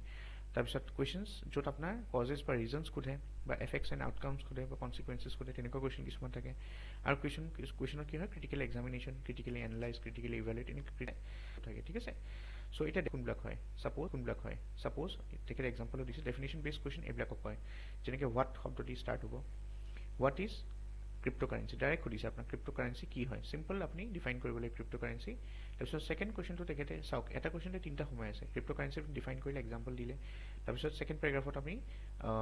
তাৰপিছত এটা লিংকিং লাইন দি দিব পাৰে আপোনালোকে যেতিয়া মানে সেইটো দিয়ে ক্ৰিপ্ট'কাৰেঞ্চি কেনেকৈ গ্ল'বেল এফেক্ট কৰে তাৰপিছত আপুনি হেডিংটো দি দিলে হাউ means you can say the effects of cryptocurrency on global society এনেকৈ হেডিং এটা দি দিলে তাৰপিছত the effects of cryptocurrency on Indian society এনেকৈ দি দিলে তেনেকৈ আপোনালোকে লিখিব লাগিব ঠিক আছে আৰু বেলেঞ্চ আনচাৰ লিখিব লাগে এটা ক্ৰিপ্ট'কাৰেঞ্চি চাওক প্ৰথমতে কেনেকৈ দিছে চাওক প্ৰথমতে হোৱাট ইজ ক্ৰিপ্ট'কাৰেঞ্চি সুধিছে চ' ক্ৰিপ্ট'কাৰেঞ্চি প্ৰথমে ডেফিনেশ্যন দিছে যে ভাৰ্চুৱেল কাৰেঞ্চি হয় secured by cryptography it works on blockchain technology example দি দিছে যেনেকৈ বিটকইন তাৰপিছত ইথেৰিয়াম এণ্ড মেনি মোৰ ঠিক আছে তাৰপিছত ইয়াত যদি চাই ছেকেণ্ড কুৱেশ্যনটো কি আছিলে মানে কুৱেশ্যনটো ছেকেণ্ড পাৰ্ট কি আছিলে how does it affect global society কেনেকৈ এফেক্ট কৰে গ্ল'বেল ছ'চাইটি ইয়াত দিব পাৰে যে cryptocurrency is affecting global society in the following ways এনেকৈ দি দিলে পইণ্টকেইটা এইটো আপোনাৰ হেডিং হ'ল ঠিক আছে আৰু এইটো হ'ল চাব হেডিং হয় এইটো এটা চাব হেডিং হয় এইটো এটা চাব হেডিং হয় চাব হেডিঙৰ চাব হেডিং দিব পাৰে আপোনালোকে তেনেকৈ লিখিলে আপোনালোকে এইটো হ'ল ষ্ট্ৰাকচাৰ ঠিক আছে তাৰপিছত second part of the question আছিলে কেনেকৈ এফেক্ট কৰিছে ইণ্ডিয়ান ছ'চাইটি চ' ইয়াতো হেডিং দি দিলে effect of cryptocurrency on Indian society এতিয়া চাব হেডিং দিলে আপোনালোকে ৰেগুলেশ্যন নাই ইয়াত ৰাইট ৰেমিটেঞ্চৰ কথা কিছুমান আহে ইয়াত হয়নে তাৰপিছত ইনভেষ্টমেণ্টৰ কথা আহে ইয়াত চ' ফাইনেলি কনক্লুজনটো 2 লাইনৰ দি দিছে এনেকৈ চাওক it is clear that cryptocurrency presents many challenges to both Indian and global society কুৱেশ্যনত যেনেকৈ দিছিলে সেই তেনেকেই কনক্লুজনটো দিব লাগিব ঠিক আছে কেতিয়াবা কি হয় এক্সামিনাৰে চেক কৰোঁতে কনক্লুজনটো চেক ভালকৈ কৰে তো ওপৰে পঢ়িবলৈ চাগে টাইম নহ'ব পাৰে গোটেইখিনি পইণ্ট চ' কনক্লুজনটো ভালকৈ পঢ়ি লয় তেতিয়া এইটো ৰিফ্লেক্ট কৰিব লাগিব কুৱেশ্যনটো যে কুৱেশ্যনটোত কি কৈছিলে ক্ৰিপ্ট'কাৰেঞ্চিয়ে প'জ কৰে বহুতখিনি চেলেঞ্জ ছ'চাইটিক হয়নে কুৱেশ্যনটো কি আছিলে এইটো কেনেকৈ এফেক্ট কৰে আমাৰ গ্ল'বেল ছ'চাইটি আৰু ইণ্ডিয়ান ছ'চাইটিক চ' ক্ৰিপ্ট'কাৰেঞ্চি কথা আপোনালোকে কনক্লুজনত দিলে এনেকৈ দিব লাগিব যে it's clear that cryptocurrency presents many challenges to both the Indian and global society hence regulations that promotes good uses of cryptocurrency but also' stops its misuse is the need of the hour ঠিক আছে এনেকুৱা এটা ৱে ফৰৱাৰ্ডো দি থ'ব পাৰে মানে কনক্লুজনতে ৱে forward দিয়ে বহুতে কি কৰে আকৌ কনক্লুজনো লিখে আকৌ ৱে ফৰৱাৰ্ড দিয়ে তেনেকৈ নকৰিব ঠিক আছে কনক্লুজন এক লাইনত দি দিলে আৰু ইয়াত ৱে ফৰৱাৰ্ড বুলিও হেডিং দিব নালাগে আপুনি লিখিব তেতিয়া নিজে বুজি যাব আমি কি প্ৰব্লেমছ আছে আৰু কেনেকৈ তাক এড্ৰেছ কৰিব লাগে আপুনি এক লাইনত দি দিলে যে ৰেগুলেশ্যন কৰিব লাগে ঠিক আছে এইটো হ'ল আপোনাৰ ডাইৰেক্ট ডেফিনেশ্যন বেছড কুৱেশ্যন এতিয়া আমাৰ কিছুমান ষ্টেটমেণ্ট বেছড কুৱেশ্যন আহে ষ্টেটমেণ্ট বেছড কুৱেশ্যনছ কোনখিনি হয় চাওক এতিয়া যেনেকৈ আপোনাৰ এনেকুৱা ইনভাৰ্টেড কমাৰ ভিতৰত এটা ষ্টেটমেণ্ট দি দিলে যে local self government system in India has not prove to be effective instrument of governance এনেকৈ দি দিলে কিৱৰ্ডটো ইউজ কৰিছে critically examine the statements and give your views to improve the situation so' কেনেকৈ কৰিব আপোনালোকে এপ্ৰ'চটো ইয়াত প্ৰথমতে কিৱৰ্ডছখিনি চাই লওক লোকেল ছেল্ফ গভৰ্ণমেণ্টৰ কথা কৈছে হয়নে গভৰ্ণেন্সৰ কথা কৈছে তাৰপিছত কেনেকৈ ইম্প্ৰুভ কৰিব পাৰোঁ আমি চিটুৱেশ্যনটো সেইটো কথা কৈছে চ' সেইটো কথা কৈছে আমি ক্ৰিটিকেলি এক্সামিন কৰিব লাগে বস্তুটো অ'কে চ' প্ৰথমতে ডিফাইন কৰিলে আপোনালোকে লোকেল ছেল্ফ গভৰ্ণমেণ্ট কি হয় এনেকৈ ইন্ট্ৰডাকশ্যনটো ষ্টাৰ্ট কৰিব পাৰে ডিফাইন কৰিলে তাৰপিছত আপুনি বডিটোত ডেছক্ৰাইব কৰিলে যে কেনেকৈ local self government have been effective instrument ঠিক আছে এনেকৈ আৰু কনক্লুজনত আপুনি ফাইনেলি 2 বা 3 লাইনত আপুনি এনালাইচিছটো দি থ'লে ঠিক আছে তাৰপিছত আৰু এটা কুৱেশ্যন দিছে ইয়াত এছএইচ ওপৰত চ' ফিল্ড গ্ৰুপৰ ওপৰত so' these are types of question যোনটো ষ্টেটমেণ্ট টাইপটো যদি চাওঁ কুৱেশ্যন কেনেকুৱা আহে questions requiring differentiation between 2 or more concepts ঠিক আছে চ' এতিয়া চাওক যেনেকৈ এই কুৱেশ্যনটো আপুনি ডাইৰেক্ট চাওক তেতিয়া বুজিব এক্সপ্লেইন দ্য ডিফাৰেঞ্চ সুধিছে between computing methodology of India's GDP ঠিক আছে before the year 2015 and year after the year 2015 so' ইয়াত যদি চাই আপোনাৰ প্ৰথম কথা সুধিছে আপোনাৰ কম্পিউটেশ্যন মেথডলজিৰ মাজত কি পাৰ্থক্য আছে যোনটো 2015 আগত GDP কেলকুলেট কৰোঁতে ইউজ কৰিছিলে আৰু যোনটো 2015 পিছত GDP কেলকুলেট কৰোঁতে ব্যৱহাৰ হৈছে চৰি এতিয়া যদি চাই আপোনালোকে ইন্ট্ৰডাকশ্যনটো এনেকৈ দিলে ডাইৰেক্ট ষ্টাৰ্ট কৰিছে চাওক ইয়াত আপুনি একো লিখি থাকিব নালাগে কম্পিউটিং মেথডলজি কি ইউজ কৰিছিলে বহুতে ইন্ট্ৰডাকশ্যন দি গোটেই কাহিনী লিখি দিয়ে চ' বডিত লিখিবলৈ একোৱেই নাথাকে ৰাইট সেইটো ভুল নকৰিব বডিত আপোনালোকে ডিটেইলছত দিব লাগে introduction is just for introducing the content what you are presenting okay so GDP কি হয় হেতু লিখি দিলে দুই লাইনতে এক লাইনতে can be defined as the market value of all the goods and services produced within an economy in a period of time তাৰপিছত কুৱেশ্যনটো যোনটো আছে ষ্টেটমেণ্টটোৱে লিখি দিলে difference between The following are the differences between the computing methodology which is used for calculating GDP before the in the year 2000 before the year 2015 and after the year 2015 এনেকে দি দিলে বা differences in I mean computing methodology of GDP ঠিক আছে before and after 2015 এনেকে দি দিলে so এনেকে দি পেলাই আপুনি টেবুলখন বনালে মই কৈছো না ডিফাৰেন্স হওক আপোনাৰ যোনটো ডিস্টিংগুইশ হওক এনেকুৱা শব্দ থাকিলে আপোনালোকৰ টেবুল বনাব লাগে ঠিক আছে দি দিলে আপুনি Next type of question হয় যত আপোনালোকৰ causes or reasons খুধে ঠিক আছে বা effects or outcomes বা consequences খুধে এটা চাওক circumstances খুদিব পাৰে এটা keyword to এটোই হয় under what circumstances can a fiscal emergency be proclaimed by the president of India আৰু তাৰ consequences কিনি কি হয় এটো এটা keyword হয় consequences খুদিছে ঠিক আছে মানে president of India কি circumstance ত financial emergency declare কৰিব পাৰে আৰু এতিয়ালৈকে ফাইনান্সিয়েল ইমাৰ্জেন্সি ইণ্ডিয়াত হোৱা নাই কিন্তু প্ৰভিজন আছে সেইকাৰণে খুদিছে যে আন্ডাৰ হোৱাট সাৰ্কামস্টেন্সেছ ফাইনান্সিয়েল ইমাৰ্জেন্সি প্ৰক্লেম কৰিব পাৰে প্ৰেসিডেন্টে আৰু যেতিয়া এনেকুৱা ফাইনান্সিয়েল ইমাৰ্জেন্সি যদি ডিক্লেয়াৰ হয় তেতিয়া হোৱাট আৰ দ্য কনসিকুৱেন্স কি হ'ব পাৰে ঠিক আছে যেতিয়া এনেকুৱা ফাইনান্সিয়েল ইমাৰ্জেন্সি ফোৰ্সত থাকে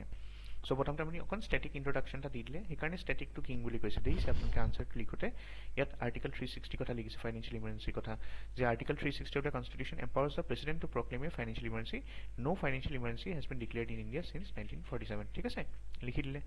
under what circumstances খুদিছে সো circumstances কিৱৰ্ড টু উলিয়াই ললে সো ইয়াৰে পইণ্টছ কেটা লিখিলে কি circumstances দেখিলে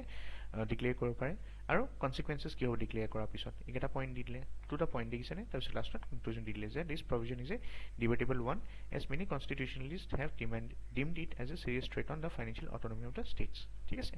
সো এইবিলাক কোৱেশ্চনছ হল আপোনালোকৰ যত কনসিকুৱেন্স বা আউটকাম বা তেনেকুৱা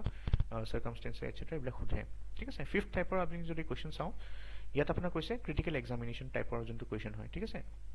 यानी कि critically analyze, critically examine, critically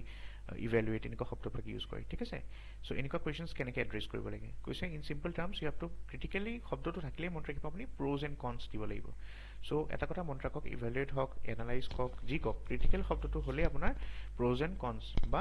issues challenges and way forward হিবিলাক দিব লাগিব আপোনালোকে ঠিক আছে সো critically examine শব্দটো দিছে সো critically examine দি স্টার্ট কৰিছে কিৱৰ্ডটো ওকে সো ইয়াত কৈছে critically examine the supreme court judgment on the national judicial appointments যোনটো আপোনালোকৰ কমিশন হয় 2000 যোনখন কমিশন এক্ট 2014 যাক আমি NJSE Act বুলি কওঁ 2014 ত আহিছিলে with reference to appointment of জাজেস of higher judiciary in India তো ক্ৰিটিক্যালি এক্সামিন কৰিব দিছে সো ফাৰ্স্ট আপনি কি কৰিবা NJSE কি হয় দুই তিন লাইনত ডিফাইন কৰিলে প্ৰথমতে কিৱৰ্ডটো NJSE পাই গৈছে আপোনালোকে right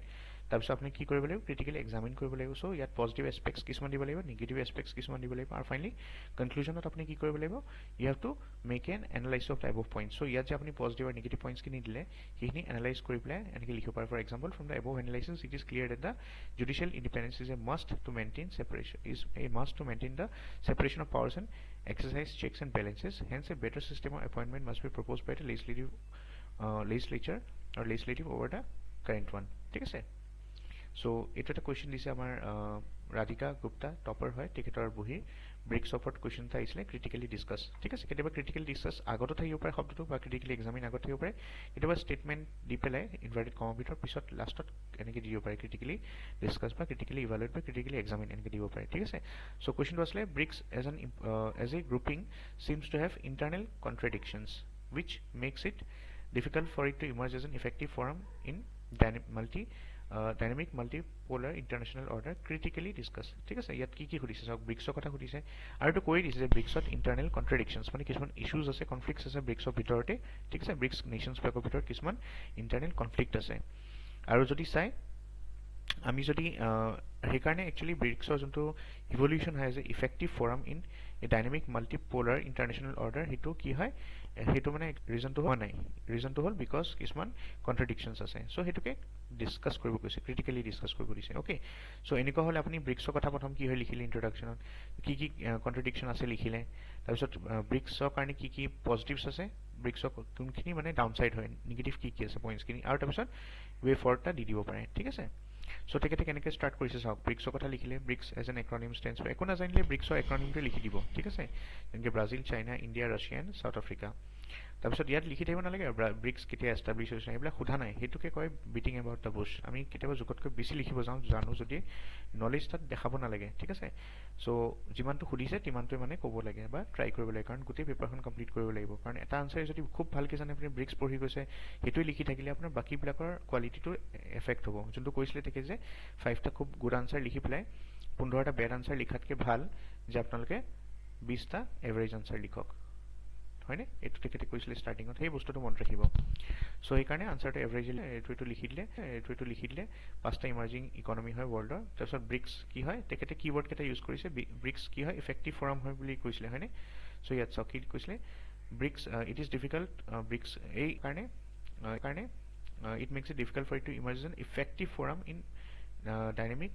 multipolar effective forum. So effective forum, BRICS is an effective forum. এনেকে heading দি দিলে effective forum, BRICS is an effective forum. কেনেকে হয় BRICS effective forum? Because NDB develop হৈছে, যোনটো চেলেঞ্জ কৰিছে আপোনাৰ যোনখিনি ব্ৰিটেইন টুইন্সবিলাক আছিলে মানে ফৰ কথা কৈছে। তাৰপিছত হেজিমনি যোনবিলাক কাণ্ট্ৰিজৰ আছিলে যেনেকৈ US, সেইটো কাউণ্টাৰ কৰিছে। ইকুৱেল ভোটিং ৰাইটছ আছে আপোনালোকৰ, ঠিক আছে। বাট আপুনি IMF সেইবিলাকত যদি চাই তাত ইকুৱেল ভোটিং ৰাইটছ নাথাকে। বাট আপোনাৰ NDBত বা ব্ৰিক্সত আপোনাৰ কি হয় ইকুৱেল ভোটিং ৰাইটছ আছে। কিছুমান ইছ্যুজ ক্লাইমেট চেঞ্জ আৰু যোনবিলাক IMFত ৰিফৰ্মছ আনিব লাগে সেইবিলাক ক্ষেত্ৰতো আপোনাৰ কনচেনচাছ আছে, মানে বুজাবুজি আছে। এনেকুৱা নহয় যে চবেই কোনোবাই বেলেগ কৈছে। চ' এই গোটেইকেইখন কাণ্ট্ৰি ব্ৰিক্সৰ কাণ্ট্ৰিৰ ভিতৰত কি আছে মানে এগ্ৰিমেণ্ট আছে, ঠিক আছে, মানে বুজাবুজি আছে যে ক্লাইমেট চেঞ্জৰ ওপৰত আমি কিছুমান ইছ্যুজ এড্ৰেছ কৰিবলৈ কিছুমান পলিচি আনিব লাগে, IMFৰ ৰিফৰ্মছ কৰিব লাগে, সেইবিলাক বুজাবুজি আছে। চ' ফাইনেলি তেখেতে কনক্লুজনটো দিছে যে through BRICS has seen collaboration on various converging aspect, it has its own contradiction. So' contradictions এতিয়া চাওক, দিছ ইজ ফ্ল'। আপুনি প্ৰথমতে লিখিলে ব্ৰিক্সৰ কথা ডেফিনেশ্যনত, তাৰপিছত ব্ৰিক্সৰ ইফেক্টিভ ফৰাম বুলি দেখালে, তাৰপিছত ব্ৰিক্সত ইণ্টাৰনেল কনফ্লিক্ট বা কণ্ট্ৰডিকশ্যন আছে বুলি কৈছিলে তেখেতে, হয়নে? চ' এই কণ্ট্ৰডিকশ্যনছ দি এনেকৈ শব্দটো দি শেষ কৰিছে। নেক্সট তেখেতে চাব কণ্ট্ৰডিকশ্যনছখিনি বুজাব। ইয়াত দেখিছেনে শব্দটো কেনেকৈ ফ্ল' মেইনটেইন কৰিছে, ইণ্টাৰনেল কণ্ট্ৰডিকশ্যনছ ইন মাল্টিপলাৰ ৱৰ্ল্ড। তাৰ পৰাই ডেফিনেশ্যনটো যদি চাই কুৱেশ্যনটোৰ পৰাই এই ৱৰ্ডটো আনিছে মাল্টিপলাৰ ৱৰ্ল্ড। চ' কি কণ্ট্ৰডিকশ্যনছ আছে, যেনেকৈ ইণ্ডিয়া চাইনাৰ ইছ্যুটো আছে, ঠিক আছে। এইবিলাক লিখিলে তেখেতে পইণ্টকেইটা। তাৰপিছত ডিছপাইট আকৌ কি হয়, এতিয়া পজিটিভ নোটত আপুনি এণ্ড কৰিব লাগিব। কণ্ট্ৰডিকশ্যনছখিনি আপোনাৰ চেলেঞ্জেছ হয়, ঠিক আছে, এইখিনি ইছ্যুজ হয়। এতিয়া প্ৰ'জ এণ্ড কনছ দুইটাই লিখিব লাগে। চ' কনছখিনিটো লিখিলে এতিয়া প্ৰ'জখিনি লিখি লওক আপুনি, পটেঞ্চিয়েল কি আছে মাল্টিপলাৰ ৱৰ্ল্ডত। চ' এনেকৈ লিংক কৰক আকৌ, ঠিক আছে। এতিয়া চাওক এই পাৰ্টটো বহুত ইম্পৰ্টেণ্ট হ'ব। এতিয়া আমি ইমানখিনি কুৱেশ্যনছ ডিছকাছ কৰিলোঁ। চ' ইমানখিনি কুৱেশ্যনছ ডিছকাছ কৰাৰ পিছত এটা ৱৰ্ড আমি পালোঁ যে কিছুমান ইণ্ডিকেটিভ ৱৰ্ড থাকে, যাক আমি চাওক কিৱৰ্ডটো বেলেগ হয়, ইণ্ডিকেটিভ ৱৰ্ড বেলেগ হয়। ইণ্ডিকেটিভ ৱৰ্ড কি হয় কুৱেশ্যন এটাৰ, চ' কিৱৰ্ডছবিলাকে কি কৰে আপোনাৰ আনচাৰ লিখোঁতে সহায় কৰে, বাট ইণ্ডিকেটিভ ৱৰ্ডটোৱে আপোনাৰ আনচাৰটো কেনেকুৱা হ'ব সেইটোত সহায় কৰে, ঠিক আছে। চ' ইণ্ডিকেটিভ ৱৰ্ডছ যোনবিলাক হয় কুৱেশ্যনত থাকে, সেইবিলাক যেনেকৈ ডিছকাছ থাকে, ইনিউমাৰেট থাকে, ইভেলুৱেট থাকে, এলাবৰেট থাকে উইথ ইলাষ্ট্ৰেশ্যনছ, কিছুমান এক্সামিন বুলি থাকে, এক্সপ্লেইন থাকে, কমেণ্ট থাকে, জাষ্টিফাই উইথ এক্সাম্পলছ থাকে, আৰ্গিউ থাকে, ক্ৰিটিকেলি এক্সামিন থাকে, ডু ইউ এগ্ৰি এনেকুৱা থাকে, হাইলাইট থাকে, হয়নে, throw' light on the significance, define থাকে, এইবিলাক কিছুমান থাকে আৰু বহুত অন্য আপোনালোকে পাব, ঠিক আছে। এতিয়া যেনেকৈ আপুনি চাওক এই কুৱেশ্যনটোত শব্দটো কি ইউজ কৰিছে, ডিছকাছ, ঠিক আছে। তাৰপিছত নেক্সট যোনটো আপোনাৰ কুৱেশ্যন মই লৈ গৈছোঁ,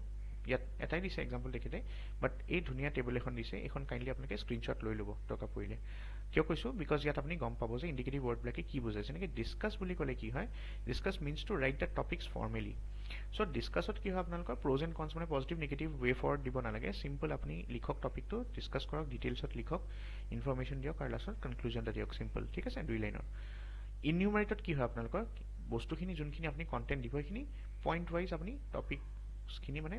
5টা ধৰক পইণ্ট লিখিলে, ঠিক আছে, আৰু 5টা পইণ্ট ধৰক ফৰত লিখিলে, এগেইনষ্ট লিখিলে, বা যেনেকৈ আপুনি যি দিয়ে আৰু ইনিউমাৰেট শব্দটো থাকিলে কি হয়, যি পইণ্টছ দিব আপুনি চিম্পলি লিষ্টৰ ফৰ্মত দিব, ঠিক আছে, টু ডু টাইপৰ। So' to list something or give points on the topics. So' আপুনি টপিক এটা লিখিলে তাৰ এটা পইণ্ট দি দিলে। চ' এনিউমাৰেট মানে হ'ল টু এণ্ড লিষ্ট। আমি দেখিছোঁ ন এনিউমাৰেট মানে এনেকুৱা টাইপৰ হয়, এটা আপুনি বুলেট পইণ্ট দি পেলাই এটা এক লাইনত পইণ্ট লিখিছে, সেইটো কয় ইনিউমাৰেট, বা এটা 3টা 4টা শব্দটো হ'ব পাৰে ৱৰ্ডত, অ'কে। নেক্সট আপোনাৰ যোনটো ইণ্ডিকেটিভ ৱৰ্ড হয় সেইটো হ'ল ইভেলুৱেট।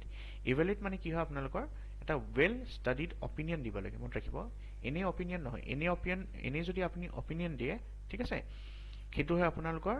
সেইটো কিয়া বুলি কয় আপোনালোকৰ সিম্পলি অপিনিয়ন দিয়াটো কি কয় কমেন্ট বুলি কয় ঠিক আছে একো নুবুজি নেমেলি মানে আপুনি যেতিয়া কিবা কথা কয় সেইটো কমেন্ট বুলি নকয় এনেকে নকওঁ জাষ্ট নকৰিবি এনেকে নকওঁ জাষ্ট নকৰিবি এনেকে নকওঁ জানো কমেন্ট পাছ নকৰিবি মানে কি হয় এনে কথা নিলিখিবা যদি আপোনালোকৰ আপুনি মানে কমেন্ট ইয়াত যেতিয়া কমেন্ট বুলি কোৱেশ্চনটোত কৈ দিয়ে তেতিয়া আপুনি দিব পাৰে মানে নিজৰ অপিনিয়ন পাৰ্সোনাল অপিনিয়ন দিব পাৰে বাট ইভ্যালুৱেট হয় কি but it should be backed by fact ঠিক আছে যে আপনি কিবা থিওৰি মতে লিখি আছে কিবা ৰিপৰ্টৰ মতে লিখি আছে কিবা এথিক্স অন যদি তাত কিবা থিওৰি তাৰ বেছি থিওৰি আছে তাৰ বেচিছত যদি কিবা আপুনি অপিনিয়ন দিছে সেইটো ইভ্যালুৱেট হয় বাট যদি সিম্পলি আপুনি নিজৰ অপিনিয়ন দিয়ে পাৰ্সোনাল অপিনিয়ন তাত কোনো বেকিং নাই বেলেগ থিওৰি বা কিবা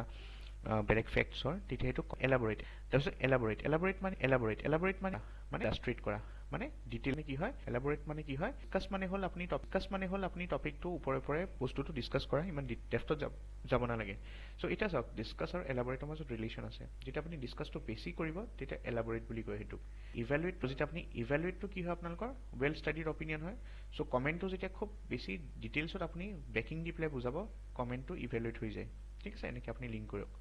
তাৰপিছত ইনুমাৰেট পইণ্টটো লিষ্ট কৰা পইণ্টত লিখা ঠিক আছে এক্সামিন মানে কি হয় to write after studying carefully so examine মানে কি হয় আপনি কোৱেশ্চনটো যোনটো দিব আপোনাৰ সেইটো কোৱেশ্চনটো ভালকে পঢ়ি ল'ব আৰু ভালকে কোৱেশ্চনটোৰ মতে আপনি এক্সামিন কৰি লিখিব সো ইয়াত আপনি এখন সাৱধান হ'ব এক্সামিন যোনবিলাক কোৱেশ্চনত লিখা থাকে you have to be very careful with your points okay explain মানে কি হয় আপোনালোকৰ means to clarify and tell the reasons of the topic যদি এক্সপ্লেইন চাওক এলাবৰেট মানে কি হয় যোনটো সুধিছে সোধা নাই গোটেইখিনি বস্তু আপুনি দিব পাৰে বাট এক্সপ্লেইনত কি হয় কোৱেশ্চনত যোনটো বস্তু দি আছে সেই বস্তুটো ক্লেৰিফাই কৰিব কৈছে ঠিক আছে আৰু কিয় আপুনি ক্লেৰিফাই কৰিছে tell the reasons okay so you can say discuss মানে আপোনাৰ ওপৰে লিখা এলাবৰেট মানে অকণ ডেপথত লিখা আৰু এক্সপ্লেইন মানে হ'ল আপোনালোকৰ কোৱেশ্চনটো ক্লেৰিফাই কৰা ঠিক আছে নেক্সট আছে জাস্টিফাই বোলা শব্দটো থাকিলে ইয়াৰ ওয়াৰ্ডটোতে বুজিব লাগে এই ওয়াৰ্ডটো মিনিং হয় কিবা এটা ভালকে ৰিজনিং দিয়া আপুনি ঠিক আছে আপুনি এক্সাম্পলৰ সৈতে জাস্ট বুজোৱা ঠিক আছে এতিয়া চাওক এক্সপ্লেইনত আপুনি এক্সাম্পল ইমান নিদিলে হয় সো কিন্তু জাস্টিফাই বিলাকত আপুনি যেতিকে বস্তুটো জাস্টিফাই কৰিব লাগে ষ্টেণ্ডটো সেইকাৰণে আপুনি গুড ৰিজনিং দিবই লাগিব it can be with the help of examples okay argue মানে কি হয় to give reasons to the topic so এতিয়া আপনি জাস্টিফাইড কি হয় আপনি ৰিজনিংটো দিলে কিন্তু সেই ৰিজনটোক যদি সাপোৰ্ট কৰে আপনি হেতুক আৰ্গিউ বুলি কয় ঠিক আছে সো সিম্পলি আপনি যদি খালি ৰিজনটো দি থয় হেতু জাস্টিফাই কৰিব পাৰে অলপ বুজাই দিলে বাট যদি আপনি কিবা এটা ৰিজন দিছে ইয়াত কি হয় আপনি ধৰক আপোনাৰ কোৱেশ্চনটো দুটা আপনি যদি বস্তু দেখিছে যদি এটা পজিটিভ এটা নেগেটিভ ঠিক আছে আপুনি ধৰক নেগেটিভটোত বেছি জোৰ দিছে সো হেতুক আৰ্গিউ কৰা বুলি কয় সো আপনি এটো প্ৰুফ কৰিব লাগিব সেইকাৰণে তাৰ কাৰণে কি কৰিবলৈ আপনি এই পাৰ্টিকুলাৰ ষ্টেণ্ডটো ল'ব লাগে ইয়াত বেছি জাস্টিফাইড কি হয় আপোনালোকৰ গুড ৰিজনিং দিব পাৰে যে এটো হ'ব পাৰে সো দুইটাৰে সমানে আপনি ধৰক ভ্যালু দিলে জাস্টিফাই কৰিলে যে দুইটাৰ ৰিজনিং দিলে যে এটো কৰিলেও ভাল হয় এটো কৰিবও পাৰি এনেকুৱা ইয়াত মানে কি হয় এটা ষ্টেণ্ড ল'ব লাগিব নাই এটোৱে কৰিব লাগিব আৰু কিয় কৰিব লাগিব because I have the reasons তাত আপনি এক্সাম্পল ৰিপৰ্ট এক্সাম্পল কিবা কি যি পায় আৰু এইবিলাক বস্তু এড কৰিব পাৰে ক্ৰিটিক্যালি এক্সামিনটো কি হয় চাওক এক্সামিন মানে কি হয় আপোনালোকৰ to write after studying carefully critically এক্সামিনত কি হয় to analyse the thing you are writing so ইয়াৰ এটা নেক্সট ষ্টেজ বুলি ক'ব পাৰে সো এক্সামিনত কি হয় আপুনি ওপৰে বস্তুটো এক্সামিন কেয়াৰফুলি এক্সামিন কৰি লিখিলে কিন্তু ক্ৰিটিক্যালি এক্সামিন কৰিলে কি হয় বস্তুটো এনালাইটিক্যালি আপুনি সাপোৰ্ট কৰিব লাগিব তাক ওকে এনালাইটিক্যাল হ'ব লাগে আপোনাৰ যোনটো আপুনি আনসাৰ লিখিব তাৰপিছত যদি চাই ডু ইউ এগ্ৰি এনেকুৱা কোৱেশ্চন কেতিয়াবা আহে ডু ইউ এগ্ৰি বিলাকত কি কৰিব লাগে you have to provide reasoning for taking whatever side it's just like argue যেনেকৈ আপোনাক ৰিজন দিয়ে টপিকটোৰ ওপৰত ডু ইউ এগ্ৰি বুলি সুধিলেও যদি আপুনি এগ্ৰি কৰিছে বা কৰা নাই ঠিক আছে যেনেকৈ আমি ডিবেটত কৰোঁ ডিবেট কম্পিটিশ্যন বিলাকত কি হয় আমি এটা সাইড এগ্ৰি কৰোঁ এটা সাইড এগ্ৰি নকৰোঁ সো নিজৰ ষ্টেণ্ডটোৰ কাৰণে আমি আৰ্গিউ কৰোঁ হয়নে সো ডু ইউ এগ্ৰিটো আপুনি তেনেকুৱা হয় যেতিয়া আপুনি ৰিজনিংটো দিব যোনটো সাইডে আপুনি লৈছে পক্ষটো লৈছে ৰিজনিংটো দিছে সো কিয় দিছে you have to defend yourself okay হাইলাইটত কি হয় আপোনালোকৰ critical challenges and other factors of influence যোনবিলাক হয় সেইবিলাক লিখিব লাগে ঠিক আছে যেতিয়া হাইলাইট বুলি কয় তেতিয়া আপুনি যোনবিলাক প্ৰ'জ এণ্ড কনছ চ্যালেঞ্জেছ আছে আপোনালোকৰ ঠিক আছে এই বস্তুখিনি মানে অকমান ক্ৰিটিক্যালি লিখিব লাগে ঠিক আছে তাৰপিছত এই ক্ৰিটিক্যাল শব্দটোৱে মনত ৰাখিব ক্ৰিটিক্যাল মানে প্ৰ'জ এণ্ড কনছ সো ক্ৰিটিক্যাল চ্যালেঞ্জেছ খিনি দিব লাগিব আৰু কি ফেক্টৰছ অফ ইনফ্লুৱেঞ্চ হয় সেইবিলাকো দিব লাগে এই পাৰ্টিকুলাৰ কোৱেশ্চনটোৰ থ্ৰ' লাইট বুলি ক'লে কি হ'ব সিগনিফিকেন্সটো দেখাব লাগে এইটো জেনাৰেল যেনেকৈ ডিছকাছৰ নিচিনাই তাৰপিছত যদি চাই ডিফাইনত কি হয় to provide a definition or meaning ডিফাইনত কি হয় আপোনালোকৰ যদি আপোনাৰ কোৱেশ্চনটো ডিফাইন দি ষ্টাৰ্ট হৈছে তেতিয়া আপোনাৰ যেনেকৈ ডিফাইন উইমেন ৰিজাৰ্ভেশ্যন বিল এনেকৈ যদি কোৱেশ্চন আহিলে উইমেন ৰিজাৰ্ভেশ্যন বিলখন কি হয় সেইটো বুজাব লাগিব আপুনি তেনেকুৱা ডেফিনেশ্যন বেছড হয় ওকে সো এইখিনি আমাৰ যোনখিনি হয় নিজৰ এটা ইউ কেন সে ইণ্ডিকেটিভ ৱৰ্ডছ যোনবিলাক কুৱেশ্যনছত ইউজ হয় সেইকাৰণে ইয়াৰ স্ক্ৰীনশ্বট লৈ ল'ব কৈছিলোঁ আগতে ওকে নেক্সট টাইম মেনেজমেণ্ট, এইটো বহুতেই ইম্পৰ্টেণ্ট পইণ্ট হয়। Time management and speed management, এইটো this is one of the important thing. So' বহুতৰ ধৰক কণ্টেণ্টো থাকে, ষ্ট্ৰাকচাৰেশ্যনো জানে, কীৱৰ্ডছো জানে কেনেকৈ এড্ৰেছ কৰিব লাগে, বাট টাইম মেনেজমেণ্ট আৰু স্পীড মেনেজমেণ্ট কৰিব নাজানে। চ' তাৰ কাৰণেও এটা চলিউশ্যন দিছে তেখেতে। ইয়াত যদি চাই আপুনি গোটেই পেপাৰখন আপোনালোকৰ যদি চাই 10 মাৰ্কছৰ 10টা কুৱেশ্যন আহে, চ' 10 মাৰ্কছৰ I mean 150 ৱৰ্ডছত লিখিব লাগে, আৰু 15 মাৰ্কছৰ কুৱেশ্যনখিনি 250 ৱৰ্ডছত লিখিব লাগে, ৱৰ্ড লিমিটৰ কথা যদি চাওঁ। চ' 10টা কুৱেশ্যন আপোনালোকৰ আহে 10 মাৰ্কছৰ, প্ৰতিটো কুৱেশ্যন কিমান হয় 150 ৱৰ্ডছৰ। চ' 10টা কুৱেশ্যন, এটা কুৱেশ্যন যদি 150 ৱৰ্ডছৰ হয়, তেতিয়া 10টা কুৱেশ্যন কিমান হ'ব 1500 ৱৰ্ডছ হ'ব। আৰু 10টা কুৱেশ্যন আপোনাৰ মানে এটা কুৱেশ্যন 250 ৱৰ্ডছৰ হয়, বুজিছে চাগে। চ' 10টা কুৱেশ্যন আহে 250 ৱৰ্ডছৰ, চ' 10 × 250 কিমান হ'ব 2500। চ' এতিয়া যদি চাই বস্তুটো বুজিছেনে, মানে 10টা আপোনালোকৰ 10টা কুৱেশ্যন আহে 10 মাৰ্কছৰ, ৰাইট, 10 মাৰ্কছৰ, আৰু 10টা কুৱেশ্যন আপুনি 150 ৱৰ্ডত লিখিব লাগে। চ' এতিয়া যদি আপুনি চাই ডেট মিনছ টোটেল ৱৰ্ডৰ কথা যদি আমি চাওঁ, এটা মাল্টিপ্লাই কৰি দিব 10 কুৱেশ্যন ইনটু 150 ৱৰ্ড, মানে কিমান হ'ব 1500 ৱৰ্ডছ, ৰাইট। চ' 1500 ৱৰ্ডত লিখিব লাগিব আপুনি 10টা প্ৰশ্ন। আৰু এখন এছে আমি লিখোঁ 1200 বা 1500 ৱৰ্ডৰ ভিতৰত, হয় নাই। চ' এখন এছে সমানে হ'ব 10টা প্ৰশ্ন। আৰু যদি চাই আৰু 10টা প্ৰশ্ন আহে আপোনালোকৰ 15 মাৰ্কৰ, য'ত আপোনাৰ ৱৰ্ড লিমিট কিমান থাকে 250 ৱৰ্ডছ। চ' এতিয়া যদি আমি ইহঁত দুটাক মাল্টিপ্লাই কৰোঁ 10 কুৱেশ্যন ইনটু 250 মানে কিমান হ'ব 1500 ৱৰ্ডত আপুনি লিখিব লাগিব 10টা প্ৰশ্ন, ঠিক আছে। এতিয়া যদি এড কৰে আপোনাৰ 4000 ৱৰ্ডছৰ হ'ব লাগিব গোটেই পেপাৰখন, মানে আপোনাৰ ৰেছপন্সটো। চ' 4000 ৱৰ্ডছ আপুনি কিমানত লিখিব লাগে, you have to write within 180 minutes. So' এইটো এটা বহুত ডাঙৰ চেলেঞ্জেই হয়। এতিয়া তেখেতে কৈছে যে 10 মাৰ্কছৰ যোনবিলাক কুৱেশ্যন হয় আপোনালোকৰ এটা কেলকুলেশ্যন কৈছে, কেলকুলেশ্যনবিলাক চাই থাকিব নালাগে। চ' এৰাউণ্ড 7 মিনিটছ মান ধৰি লওক ৰাউণ্ড অফ কৰি, মানে 10 মাৰ্কৰ যোনটো কুৱেশ্যন হয় তাত আপুনি 7 মিনিট ইউজ কৰিব পাৰে মেক্সিমাম।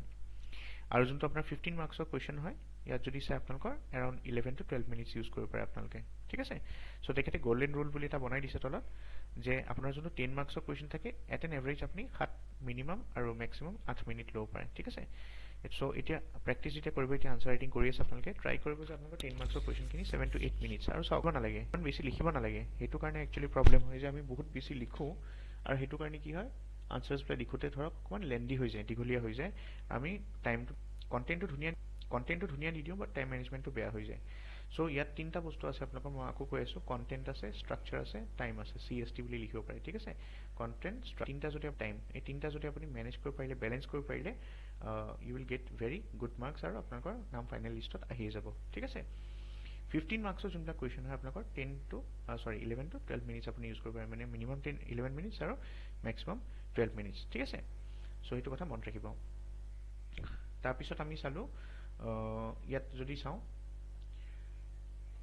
বাকী আৰু প্ৰেজেণ্টেশ্যন অফ আনচাৰৰ কথা দিছে, যে প্ৰেজেণ্টেশ্যন কেনেকুৱা হ'ব লাগে আনচাৰৰ, কি ইউজ কৰিব পাৰে আপোনালোকে, স্পেচিং ইউজ কৰিব পাৰে, মানে যোনটো আপুনি দুটা লাইন লিখিব ইয়াৰ মাজত এডিকুৱেট স্পেচিং হ'ব লাগে, ঠিক আছে। একদম লগাই কম স্পেচিঙত তেনেকৈ লিখিব নালাগে, অকণমান স্পেচ এৰিয়াই লিখিব, ঠিক আছে, দেখাত ধুনীয়া হয়, পঢ়িবলৈ সুবিধা হয়। যোনবিলাক আপোনাৰ কীৱৰ্ড হয়, এইবিলাক কীৱৰ্ডছবিলাকক কি কৰিব লাগে, আণ্ডাৰলাইন কৰিব লাগে, ঠিক আছে। আৰু কিছুমান কীৱৰ্ডৰ লগতে ছুপাৰ কীৱৰ্ড বুলি কয়, ঠিক আছে, ছুপাৰ কীৱৰ্ডবিলাকক বক্সিং কৰিব লাগে, ছুপাৰ কীৱৰ্ডছ এইবিলাকক কি কৰিব লাগে, বক্সিং কৰিব লাগে। তাৰপিছত কিছুমান আখৰ যদি আপুনি পাৰে বল্ড কৰি দিব পাৰে, ঠিক আছে। ষ্টাৰ্টিঙত ধৰক কিবা এটা হেডিং দিছে, তাৰ প্ৰথম লেটাৰটো বল্ড কৰি দিলে, বা মাজৰ লেটাৰটো কিবা এটা ধৰক লিখি আছে, তাৰ ফাৰ্ষ্ট লেটাৰটো ইউজুৱেলি বল্ড কৰে, ঠিক আছে। হেণ্ড ৰাইটিংটো অভিয়াছলি লাগিবই ভাল, পইণ্টছত লিখিব লাগে, টেবলছ ড্ৰ কৰিব লাগে, য'ত আপোনালোকৰ ডিফাৰেঞ্চেছ এণ্ড যোনবিলাক এনেকুৱা টাইপৰ কুৱেশ্যনছ থাকে, আৰু ড্ৰয়িং, মেপছ, ফ্ল' চাৰ্ট এটচেট্ৰা, এইবিলাক যোনটো যেনেকৈ জিঅ'গ্ৰাফী এণ্ড অল বা তেনেকুৱা কুৱেশ্যনছবিলাকত ডিজাষ্টাৰ মেনেজমেণ্ট হওক বা এনভাইৰনমেণ্টত হওক, তাত আপুনি মেপছ ইউজ কৰিব পাৰে, ঠিক আছে। চ' চব আনচাৰতে কিন্তু মাৰ্কছ পাম বুলি ধামাধুম মেপ আৰু বক্সিং য'ত ত'ত নকৰিব, চব বস্তুৰে এটা মানে ইয়াত বুজাই দিছে বস্তুটো, যে চব বস্তুৰে এটা ধৰক দৰকাৰ থাকে, মানে সময় থাকে, ক'ত ইউজ কৰিব লাগে। যেনেকৈ ইয়াত চাওক এটা চাই যাওঁ আমি, স্পেচিংটো বুজি পালে আপোনালোকৰ এডিকুৱেট স্পেচিং হ'ব লাগে, বেছি ক্ল'জলি লিখিব নালাগে, ঠিক আছে, নহ'লে পঢ়িবলৈ দিগদাৰী হয়। আণ্ডাৰলাইনিঙত কৈছে যে চব ৱৰ্ডে আণ্ডাৰলাইন কৰি নাথাকিব, don't underline the words that are not useful, ঠিক আছে। এতিয়া চাওক এখন কপি তেখেতে দেখাইছে, যেনেকৈ এই কুৱেশ্যনটোত তেখেতে ৰাধিকা গুপ্তা IAS টপাৰ হয়, তেখেতে হেডিং চাব হেডিংছ লিখোঁতে কেনেকৈ দিয়ে ইয়াত দেখা পাম, আৰু কীৱৰ্ডছখিনি কেনেকৈ আণ্ডাৰলাইন কৰিছে। প্ৰথমতে কুৱেশ্যনটো তেখেতে আণ্ডাৰলাইন কৰিছে। চ' ইয়াত এচিভমেণ্টছখিনি কথা কৈছে, এক্সক্লুজন অফ ইণ্ডিয়ানছ আৰু জুডিচিয়েল ৰিফৰ্মছ কৰ্ণৱালিছৰ, ঠিক আছে। যাক আমি শ্বৰ্টত যদি চাই গোটেইখিনি পঢ়ি পেলাই আপুনি এটা কনক্লুজন পাব পাৰে যে it's talking about the Cornwallis code. So Cornwallis code হয় তেখেতে সেইটোৱে বুজাই দিলে প্ৰথমতে সো কুৱেশ্যনটো কাৰণে ভালকৈ পঢ়িব লাগে তেতিয়াহে আপুনি বস্তুটো মানে আনসাৰটো ধুনীয়াকৈ এটা ষ্ট্ৰাকচাৰ দিব পাৰিব সো কৰ্ণৱালিছ কোডৰ কথা ইন্ট্ৰডাকশ্যনত দেখিলে যে Cornwallis is a governor general introduced key reforms in the field of police, judiciary and legal administration. His reforms in judicial sphere came to be known as Cornwallis Code. তাৰপিছত কুৱেশ্যনটোত কীৱৰ্ডখিনি কি আছিলে এচিভমেণ্টছৰ কথা কৈছিলে তাৰপিছত এক্সক্লুজন অফ ইণ্ডিয়ানছৰ কথা কৈছিলে আৰু judicial ৰিফৰ্মছৰ কথা কৈছিলে চ' প্ৰথমতে তেখেতে এচিভমেণ্টছৰ কথা লিখিছে চাওক এচিভমেণ্টছ অফ কৰ্ণৱালিছ কোড ইয়াত দেখিছেনে বক্সিং কৰিছে এইটো দেখিছে এইখিনি বক্সিং কৰিছে ইউ কেন চে লাইক আমি যেনেকৈ কৈছিলোঁ কীৱৰ্ড নহয় এইটো ছুপাৰ কি বুলি ক'ব পাৰে ছুপাৰ কি so achievements exclusion of Indians judicial reforms but যেতিয়া heading হিচাপে দিছে this can be considered as a super keyword okay তাৰপিছত এনেকৈ কীৱৰ্ডখিনি অদৰকাৰী বস্তু নহয় যোনবিলাক দৰকাৰী হয় সেইখিনি আণ্ডাৰলাইন কৰিব যেনেকৈ establish the ground for sovereignty of law underline কৰিলে sovereignty of law deprived the collector of his judicial functions the separating administrative and judicial reform so গোটেইখিনি দিয়া নাই তেখেতে এইটো লিখিছে যে কালেক্টৰ জুডিচিয়েল ফাংচনছবিলাকৰ পৰা তেখেত ডিপ্ৰাইভ হৈছিল সেইটো দিলে set up different course and appeal mechanism for civil and criminal offenses কাৰণে বেলেগ বেলেগ কোৰ্স এষ্টাব্লিছ কৰিছে এনেকৈ আণ্ডাৰলাইন কৰিছে এতিয়া আমি থাৰ্ড বস্তুটো চাম সেইটো হ'ল বক্সিং চ' যোনবিলাক ছুপাৰ কিৱৰ্ড থাকে যাৰ ভেলিউটো কি হয় মোৰ দেন দ্য কিৱৰ্ডছ হয় সেইবিলাকো আমি ছুপাৰ বক্সিং কৰোঁ ঠিক আছে এক্সাম্পল চাওঁ আমি কপি এখনৰ সহায়ত ইয়াত চাওক এইখিনি হ'ল কিৱৰ্ডখিনি যেনেকৈ on the course of revolutionary movement in Indian freedom struggle asle between 1920 and 1930s paying special attention to the contributions of Bhagat Singh so Bhagat Singh underline korise revolutionary movement kotha koise so keneke start korise after the sudden withdrawal of the NCM in 1922 in the wake of the Chori Chora incident a stage was set for revolutionary and extremist ideology to get ground in Indian freedom struggle এনেকৈ ইন্ট্ৰডাকশ্যনটা দিলে ধৰক ঠিক আছে অলপ ইন্ট্ৰডাকশ্যনটো দীঘলীয়া দিছে actually ইয়াত যদি চাব যায় it should B within 2 to 3 lines ঠিক আছে নেক্সট যদি চাই কোৰ্স অফ ৰিভলিউচনাৰী মুভমেণ্ট চ' যোনটো হেডিং আছিলে আপুনি দেখিছেনে ইয়াত ৰিভলিউচনাৰী মুভমেণ্ট এই শব্দটো কিৱৰ্ডটো তেখেতে এনেকৈ ছুপাৰ কিৱৰ্ড বনাই দিলে কাৰণ এইটো হেডিং বনাই দিলে চ' সেইকাৰণে তেখেতে কি কৰিলে কিৱৰ্ডটো ছুপাৰ কিৱৰ্ডলৈ আপগ্ৰেড কৰিলে সেইকাৰণে বক্সৰ ফৰ্মত এনেকৈ বনাইছে course of revolutionary movement from 1920 পৰা 1930 এনেকৈ হেডিং দিছে দেখিছে চ' এইটো কয় ছুপাৰ কিৱৰ্ড তাৰপিছত কেপিটেল লেটাৰ্ছ আপুনি ইউজ কৰিব পাৰে কেতিয়াবা ঠিক আছে কেপিটেল লেটাৰ্ছ আপুনি ষ্টাৰ্টিঙত ইউজ কৰিব পাৰে বা গোটেই হেডিংটোতে ইউজ কৰিব পাৰে ইকনমিক পটেঞ্চিয়েল যেনেকৈ ইয়াত দিছে ঠিক আছে ইয়াত যেনেকৈ দিছে মেথডলজিকেল প্ৰব্লেমছ এইটো দিছে ৰাইট চ' এইটো এটা প্ৰেজেণ্টেশ্যন যদি আপুনি চাই কেতিয়াবা আপুনি এনেকৈও দিব পাৰে চ' মাৰ্শ্বেল প্লেনৰ এইটো প্ৰশ্ন আহিছিলে মাৰ্শ্বেল প্লেনৰ কথা লিখিলে অলপ ইন্ট্ৰডাকশ্যনত তাৰপিছত এনেকুৱা এখন মেপ য'ত আপুনি মেপ দিব পাৰে তাত ৰিলেভেণ্ট ইয়াৰ লগত কিন্তু জড়িত হ'ব লাগিব যেতিয়া আপুনি ইয়াত লিখি আছে মাৰ্শ্বেল প্লেনৰ কথা মলত অফ প্লেন যেতিয়া আপোনালোকে মলত অফ প্লেনৰ কথা লিখি থাকে ইয়াত আপুনি তেখেতে তেনেকৈ এটা মেপ দি দিছে ঠিক আছে তাৰপিছত আপোনাৰ এনেকৈ ছুপাৰ কিৱৰ্ড বনাইছে বক্স বনাই দিলে চ' ছুপাৰ কিৱৰ্ড বক্স বনাই দিলে বাকী কিৱৰ্ডখিনি আণ্ডাৰলাইন কৰিছে ঠিক আছে আৰু দেখিছেনে কিমান দুটা পইণ্ট লিখিছে অদৰকাৰী একোৱেই লিখা নাই east west political difference east west তাৰপিছত ধৰক মিলিটাৰী ডিফাৰেঞ্চ ইষ্ট ৱেষ্ট এনেকৈ লিখি দিলে ঠিক আছে কনক্লুজন দি দিলে ফিনিছ সেইকাৰণে আপুনি এনেকৈ যদি আনচাৰ লিখে প্ৰেক্টিছ কৰে তেতিয়া আপোনাৰ 7 মিনিটত আৰামছে হৈ যায় কিন্তু আমি অদৰকাৰী বস্তু বহুত দিব যাওঁ যে সেইকাৰণে আনচাৰটো দীঘলো হয় টাইমো খায় writing in point versus writing in paragraphs এতিয়া চাওক দুখন টপাৰৰ কপি ইয়াত তেখেতে দেখাইছে এখন পেৰাগ্ৰাফত লিখিছে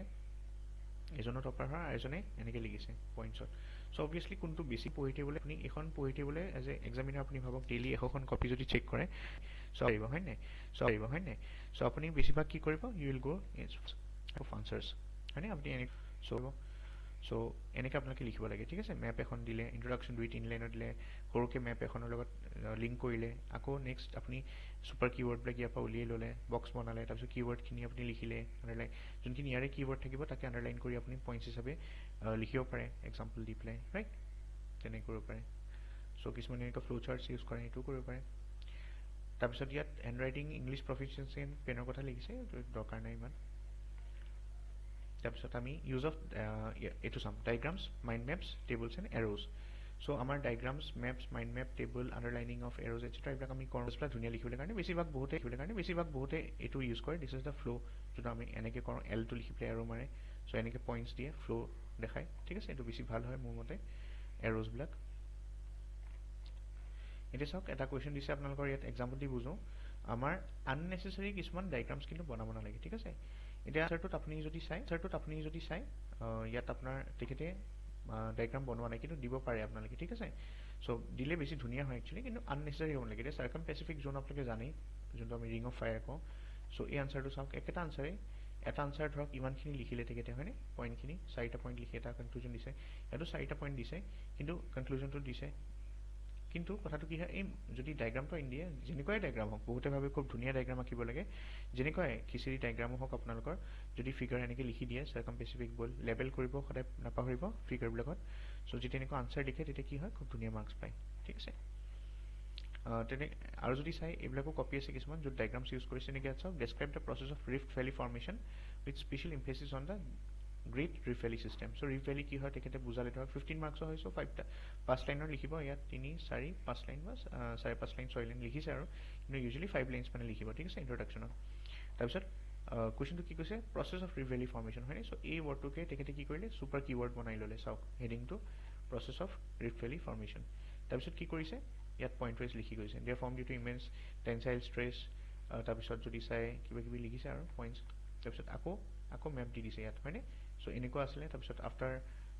মানে পিছত কি হৈ যায় এনেকুৱা হৈ যায় টেনসাইল স্ট্ৰেছ পালে ৰিফ্ট ভ্যালি এনেকৈ ফৰ্ম হয় তাৰপিছত নেক্সট তেখেতৰ হেডিংটো কি দিছে চাওক কোৱেশ্চনটো আছিলে আপোনালোকৰ with special emphasis on the rift valley system so ইয়াত এখিনি টেকে লিখিলে special emphasis on the great rift valley system টো ভালকে বুজাই দিলে ঠিক আছে তাৰপিছত যদি চাই স্টেপস কেইটামান দিছে সো কিছুমান বস্তু কি হয় আপোনালোকে ইয়াত চাওক তেখেতে লিখিছে I will see ইয়াত চাওক here you will see diagrams in the most basic forms to support the answer written by the topper Mamta Yadav copy হয় even simple is fine as long as your content is good ঠিক আছে so simple আপুনি যদি এনেকেও দিয়ে ৰাখে rift valley form হয় কেনেকে হেবিলাকো ফাইন ইমান ডিটেইলছত নগলেও হয় ঠিক আছে তাৰপিছত মাইন্ড মেপছৰ কথা তেখেতে কৈছে যে মাইন্ড মেপছ যদি ইউজ হয় কৰিলে কৰিব পাৰে বাট তেখেতে কোৱা বেছি ভ্যালু নিদিয়ে ঠিক আছে এটো তেখেতৰ মতে বেছি ভ্যালু নিদিয়ে যদি চাই এন্টায়াৰ 95% I mean 100% টপাৰৰ ভিতৰত 95% এ মাইন্ড মেপ ইউজে নকৰে অনলি 5% অফ দা এন্টায়াৰ টপাৰ্ছ এ এনেকুৱা মাইন্ড মেপছ ইউজ কৰে ঠিক আছে বহুত এইটো ষ্টাইলত লিখিব পাৰে বাট ইয়াত কি হয় আপোনালোকৰ মানে মাইন্ড মেপছত কৈছে যে I think they are rather unnecessary and can be avoided ঠিক আছে in case you feel you are good at making them then you can make them within a time period for it ঠিক আছে but avoid doing it in every question mind map বনাও পাৰে এটা দুটা question কিন্তু প্ৰতিটো কোৱেশ্চনতে এনেকৈ বনাব নাযাব নহলে কি হয় বহুত বোৰিং হৈ যায় ঠিক আছে মনোটোনাছ হৈ যায় সো ইয়াত তেখেতে কোৱা মতে যে যদি পাৰে এটা দুটাতে বনাব ইফ ইউ কমফৰ্টেবল যদি কমফৰ্টেবল নহয় এনেকৈ লিখাত তেতিয়া নকৰিব ঠিক আছে সো বহুতে এনেকৈ লিখে হিষ্টৰিকেল সিগনিফিকেন্স এটো বেছি ভাল হয় মানে তেখেতে কোৱা মতে rather than this type of mind maps third কথা কৈছে যে টেবলছ কোড ইউজ কৰিব লাগে সো মই কৈছো অলৰেডি ডিফাৰেন্সিয়েট কম্পেৰিজন যেটা ড্ৰ কৰিব লাগে এনেকুৱা কোৱেশ্চনছত টেবল ইউজ কৰিব লাগে ফ্লো চাৰ্টছ কোড ইউজ কৰিব লাগে ফ্লো চাৰ্টছ ইউজ কৰিব লাগে য'ত আপুনি কিবা হায়াৰাৰ্কি বা কিবা যদি ৰিলেশ্যন দেখাব বিচাৰিছে সেইটো ক্ষেত্ৰত আপুনি ইণ্ডিকেটৰ হিচাপে ইউজ কৰিব লাগে ঠিক আছে সো যেনেকৈ আপুনি এৰোজ কোড ইউজ কৰিব লাগে নেক্সট এৰোজৰ কথা যদি চাওঁ আমি আনসাৰবিলাকত আপুনি এনেকৈ এৰো দিব পাৰে দেখিছেনে ইয়াত এৰো দিছে এনেকৈ so these are some of the points you can use in your answer writing okay next আমি চাম how to write in introduction so introduction কেনেকৈ ইউজ কৰিব লাগে অবভিয়াছলি ইন্ট্ৰডাকশ্যনৰ কাৰণে কি কৰিব পাৰে আপোনালোকে ডেফিনেশ্যন ইউজ কৰিব পাৰে ঠিক আছে কুৱেশ্যনটোত তাৰপিছত কিবা যদি তাত কিৱৰ্ড আছে সেইটো ইউজ কৰি ডিফাইন কৰিব পাৰে বা লিংকিং ষ্টেটমেণ্ট এটা দিব পাৰে ইন্ট্ৰডাকশ্যন হিচাপে ইউজ কৰিবলৈ ঠিক আছে যেনেকৈ ইয়াত চাওক কুৱেশ্যন এটা দিছে মই কুৱেশ্যন দি বুজাই দিছোঁ trace the growth of socio' religious movements with special reference to young Bengal and Brahmo Samaj হয়নে সো ছ'চিঅ' ৰিলিজিয়াছ মুভমেণ্টটো কিৱৰ্ড হয় আৰু য়ং বেংগল আৰু ব্ৰহ্ম সমাজ এইকেইটা কিৱৰ্ড হয় এতিয়া যদি চাই ছ'চিঅ' ৰিলিজিয়াছ মুভমেণ্টছ কি হয় সেইটো আপুনি বুজাব পাৰে ঠিক আছে তাৰপিছত আপুনি ধৰক নেক্সট য়ং বেংগল মুভমেণ্ট ব্ৰহ্ম সমাজৰ ৰেফাৰেঞ্চত আপুনি কি কৰিব লাগিব যোনবিলাক I mean rise and growth of young Bengal এনেকৈ লিখিলে ৰাইজ এণ্ড গ্ৰোথ অফ ব্ৰহ্ম সমাজ এনেকৈ লিখিলে এনেকৈ লিখিব পাৰে আপোনালোকে কনক্লুজন দিব পাৰে ঠিক আছে তাৰপিছত assess the main administrative issues and socio' cultural problems in the integration process of Indian princely states এইটো কুৱেশ্যন আছে সো ইয়াত আপুনি ইন্ট্ৰডাকশ্যন কেনেকৈ দিব পাৰে you can write about the যোনবিলাক আপোনালোকৰ পোষ্ট ইণ্ডিপেণ্ডেঞ্চৰ কথা লিখিব পাৰে প্ৰিন্সলি ষ্টেটছবিলাকৰ কথা ক'ব পাৰে কেনেকৈ আঁতৰি গৈছিলে ইণ্ডিয়াৰ পৰা আঁতৰিব চেষ্টা কৰিছিলে যেনেকৈ হায়দৰাবাদ জুনাগড় কাশ্মীৰ এণ্ড মিনিয়াজৰ্ছ ঠিক আছে চেলেঞ্জেছ কি আছিলে এইটো সময়ত ফেচ কৰিছিলে সিহঁতে ডিটেইলছবিলাকে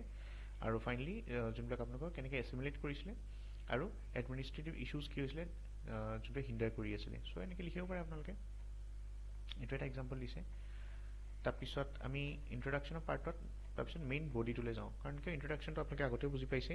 বডিটো বেছি ইম্পৰ্টেণ্ট হয় চাওক এতিয়া বডিৰ কিছুমান মেইন এছপেক্টছ আছে তেখেতে কোৱা মতে যেনেকৈ providing content related to the main concepts or keywords asked in the question so' যোনবিলাক আপোনালোকৰ মেইন কিৱৰ্ড থাকে ঠিক আছে কুৱেশ্যনটোত যোনটো সোধে তাৰ ৰিলেটেড কণ্টেণ্ট আপুনি লিখিব লাগিব ঠিক আছে চ' এতিয়া চাওক এতিয়া ফৰ এক্সাম্পল কুৱেশ্যনটো কৈছে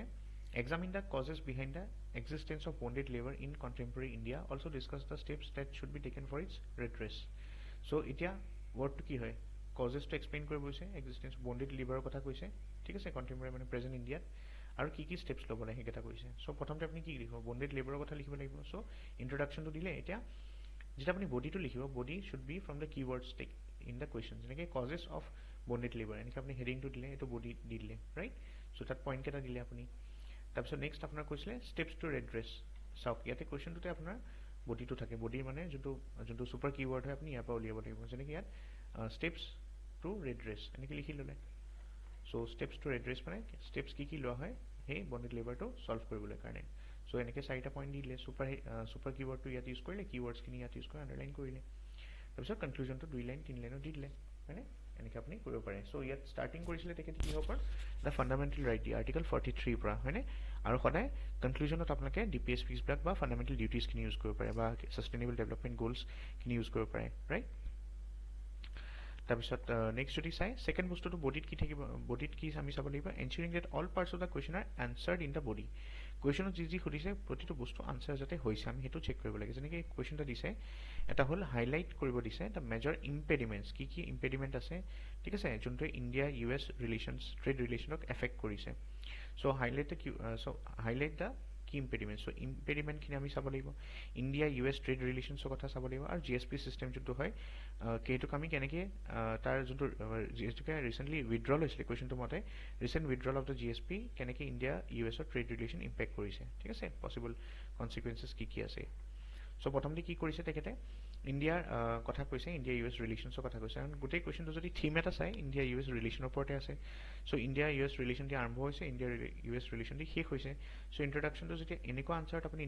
ইন্ট্ৰডাকশ্যন লিখিবলৈ অকণ কনফিউজন হয় তেতিয়া আপুনি এই কিৱৰ্ডটো চাব যোনটো ৰিপিট হৈছে 2-3 বাৰ যেনেকৈ ইয়াৰ Indo US relation Indo US trade relations so' সেইকাৰণে তেখেতে ইণ্ডো US ৰিলেশ্যনছৰ ওপৰতে ইন্ট্ৰডাকশ্যনটো দিলে কাৰণ এইটো ৰিপিট হৈছে থিমটো হয়নে কিৱৰ্ডটো সেইকাৰণে তেনেকুৱা কিৱৰ্ডছবিলাক ইউজ কৰিব ইন্ট্ৰডাকশ্যনত যেনেকৈ Indo US relations have passed from estranged democracies to indispensable partners just simple এটা ইন্ট্ৰডাকশ্যন দি দিলে তাৰপিছত মেজৰ ইম্পেডিমেণ্টছ যোনটো কিৱৰ্ড হয় এইটো কি মেজৰ ইম্পেডিমেণ্টছ আছিলে চ' মেজৰ ইম্পেডিমেণ্টছ দি তেখেতে ইন্ট্ৰডাকশ্যনটো দিছে কি ইম্পেডিমেণ্ট হ'ব পাৰে যেনেকৈ ইকনমিক ইম্পেডিমেণ্ট থাকিব পাৰে ঠিক আছে তাৰপিছত GSP চিষ্টেমটোৰ কথা কৈছিলে GSP চিষ্টেমৰ কথা আপোনালোকে নেক্সট লিখিব পাৰে ঠিক আছে চ' তেনেকৈ দিছে তাৰপিছত নেক্সট যোনটো বডিত থাকিব লাগে সেইটো বস্তু নোট কৰিব লাগে যে use at least one example in each point মই এইটো প্ৰতিবাৰে কৈ থাকোঁ যোনে আনচাৰ ৰাইটিং কৰি আছে যে আপোনালোকে আনচাৰ্ছখিনি বডিত ধুনীয়া আনচাৰ লিখে হেডিঙো দিয়ে ছুপাৰ কিৱৰ্ডো ইউজ কৰে বাট আপোনালোকে এক্সাম্পল নিদিয়ে বহুতে ঠিক আছে যেনেকৈ এই কুৱেশ্যনটোত চাওক এক্সাম্পল আপুনি প্ৰতিটো লাইনত দিব নালাগেতো ঠিক আছে প্ৰতিটো লাইনে এক্সাম্পল নিদিয়েতো এতিয়া যেনেকৈ এই কুৱেশ্যনটো চাওক GS ফৰ ইথিকেল ডিলেমাৰ ওপৰত হয় চ' এক্সপ্লেইন এইটো ডাইৰেক্ট কুৱেশ্যন সুধিছে ইথিকেল ডাইলেমা কি হয় প্ৰথম সুধিছে তাৰপিছত কৈছে discuss how it reflects not merely choice between competing interest and values but also a test of strength of one's character so প্ৰথমতে ইথিকেল ডাইলেমা কি হয় তাৰপিছত আপুনি লিখিব লাগিব যে কেনেকৈ মানে ইথিকেল ডাইলেমাৰ কাৰণে আমি যোনবিলাক আমাৰ নিজৰ কম্পিটিটিং ইণ্টাৰেষ্ট হয় আৰু ভেলিউজ হয় তাৰ মাজত কেনেকৈ আমাৰ কেৰেক্টাৰৰ পৰীক্ষা হয় সেইটো কথা সুধিছে চ' ইথিকেল ডাইলেমা কি হয় আপুনি বুজালে কি কাৰণত উঠে সেইটো বুজালে আৰু এক্সাম্পল এটা দি দিলে ঠিক আছে এক্সাম্পল আপুনি প্ৰতিটো লাইনত দিব নালাগে এইটো এটা চিম্পল এক্সাম্পল দি দিলে তাৰপিছত ভেলিউজবিলাক কি এট ষ্টেক ঠিক আছে কি ভেলিউজ আপোনাৰ মানে ষ্টেকত থাকে ইথিকেল ডিলেমা যেতিয়া আহে ৰুলছ ভাৰ্চেছ পাব্লিক ইণ্টাৰেষ্ট হয়নে তেনেকুৱা দিব পাৰে তাৰপিছত ফ'ৰ্থ পইণ্ট যোনটো মনত ৰাখিব লাগে বডিত সেইটো হ'ল ইয়ৰ body should have subheadings to answer most of the different parts of the question so that it's very clear that you have answered everything asked in the question so যেতিয়া আপোনালোকে question তাত যেতিয়া আপুনি solve কৰিব ন যেতিয়া এই কুৱেশ্যনটোৱে চাওক যেনেকৈ আপুনি চল্ভ কৰিছে প্ৰথমে ইথিকেল ডিলেমা কি হয় তাৰপিছত আপোনালোকৰ চইচৰ কথা সুধিছে between the competing interest and values তাৰপিছত টেষ্ট অফ ষ্ট্ৰেংথ কেনেকৈ টেষ্ট কৰে মানে এজনৰ কেৰেক্টাৰৰ কেনেকৈ টেষ্ট হয় ঠিক আছে ডিউ টু দিছ এথিকেল ডিলেমাছ চ' এই বস্তুটো আপুনি এটা বেলেগ পেৰাগ্ৰাফ বনাই পেলাই চাব হেডিং দিব পাৰে চ' এনেকুৱা চাব হেডিং দিব লাগে আৰু চাব হেডিঙৰ ভিতৰত পইণ্টছ দিব লাগে to' give structure to your answer otherwise it will seem to be too monotonous আপুনি যদি এটা পেৰাগ্ৰাফটো গোটেইবিলাক বস্তু লিখি থাকে it seems to be too monotonous সেইকাৰণে আমি চাব হেডিংছ আৰু পইণ্টছ ইউজ কৰিব লাগে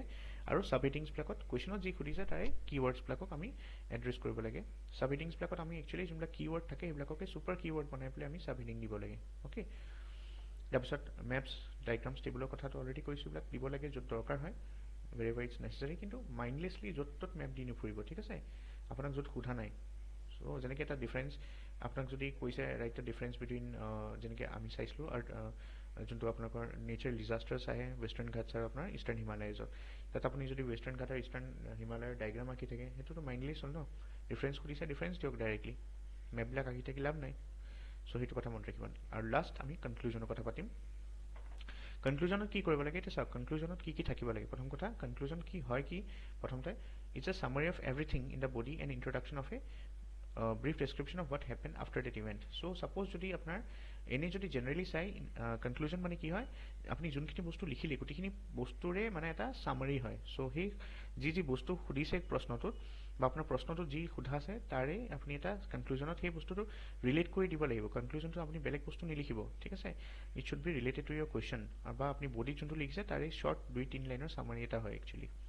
বা যদি আপুনি হিষ্ট্ৰিকেল আনচাৰ লিখিছে তেতিয়া আপোনালোকৰ তাৰ পিছত কি হৈছিলে ধৰক আপোনালোকৰ চিভিল ডিছঅবিডিয়েঞ্চ মুভমেণ্টৰ পিছত কি হৈছিলে ইন দ্য ৱে ফৰৱাৰ্ড আমি দেখা পালোঁ যে চিভিল ডিছঅবিডিয়েঞ্চৰ কাৰণে পিছত গৈ পেলাই আমাৰ ধৰক এইখিনি ডেভেলপমেণ্ট হৈছিলে আপুনি এনেকৈ লিখিলে ধৰক চ' ডেট কেন বি আপুনি এটা ব্ৰিফ ডেছক্ৰিপশ্যন দিব পাৰে of what had happen after that particular event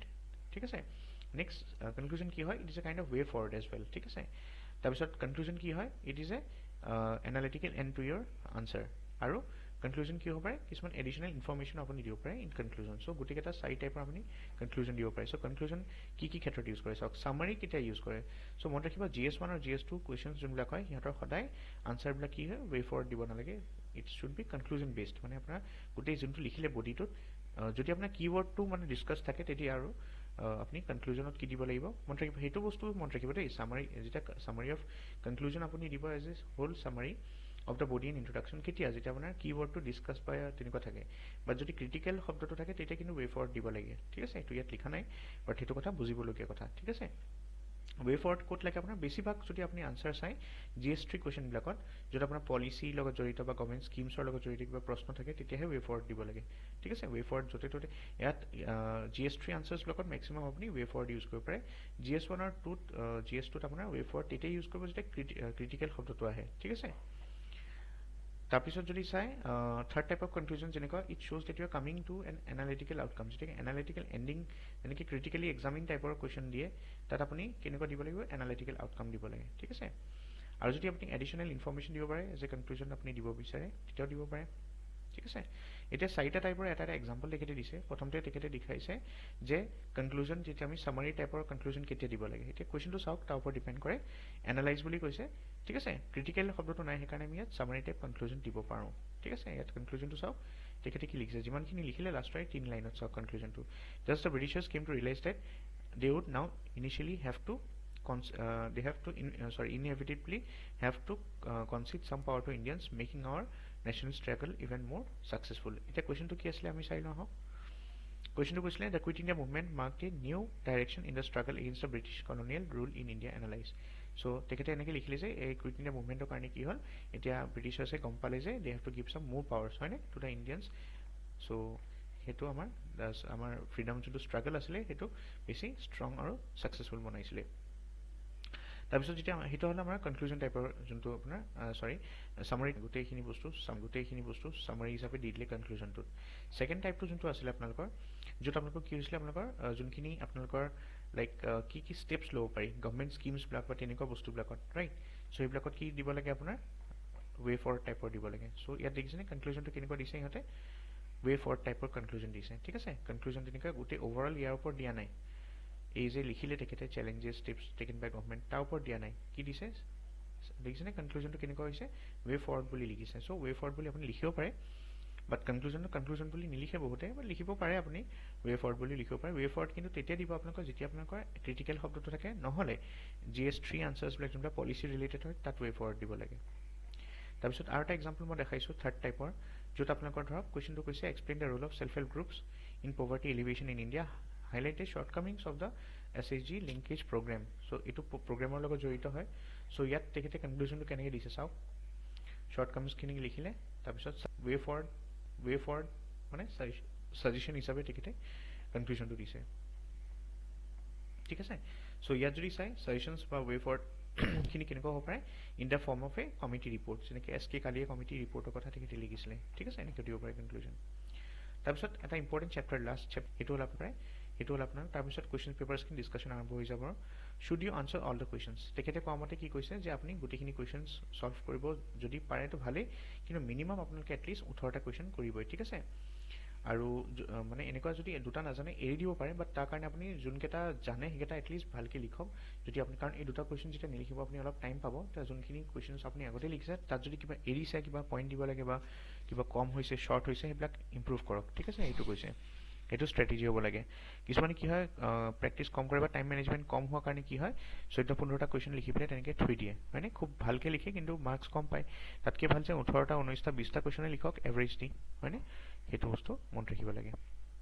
এইখিনি বুক লিষ্ট দি দিছে আৰু তেখেতে এইখিনি দিয়া আছে, আপুনি চাই ল'ব পাৰে পজ কৰি পেলাই। বহুতেই জানে এইখিনি বুক লিষ্ট ফ'ল' কৰিছে চাগে।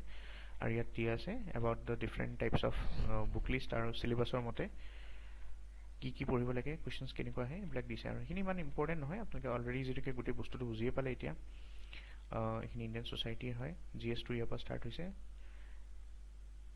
লিংকটো মই দিয়ে দিম, নিজে পঢ়িব পাৰিব। ঠিক আছে।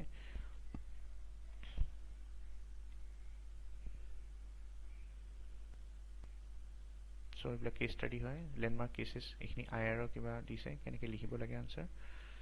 তাৰপিছত GS3 ইকনমিক্সৰ এইখিনি কি পঢ়িব লাগে সেইবিলাক দিছে। আৰু ইয়াত কি লিখিব লাগে আমি ডিছকাছ কৰিলোঁ, ইয়াত দি আছে কি পঢ়িব লাগে। ঠিক আছে, সেইখিনি আপোনালোকে জানেই চাগে, সেইকাৰণে এইবিলাক ডিছকাছ নকৰোঁ আমি।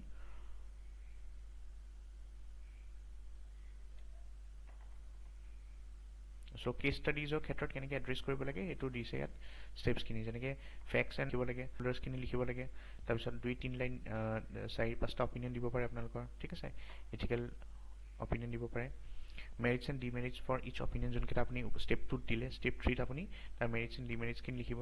তাৰপিছত 4th আপুনি থিয়ৰিটিকেল কনচেপ্টছ লিখিব পাৰে, যদি safety of women at work place professionalism বা কিবাকিবি তেনেকুৱা থাকে, তেনেকুৱা সেই ইছ্যুজবিলাক লিখিব পাৰে। আৰু কিছুমান গভৰ্ণমেণ্ট গাইডলাইনছ এটচেট্ৰা এইবিলাক লিখিব পাৰে। আৰু এতিয়া আপুনি কোনটো চুজ কৰিব এপ্ৰপ্ৰিয়েট চলিউশ্যন আৰু কিয় চুজ কৰিছে সেই বস্তুটো লিখিব পাৰে। ঠিক আছে, কেছ ষ্টাডিবিলাক তেনেকুৱা হয়, এটা ফৰ্মেট থাকে, ফৰ্মেটটো এইটোৱে হয়।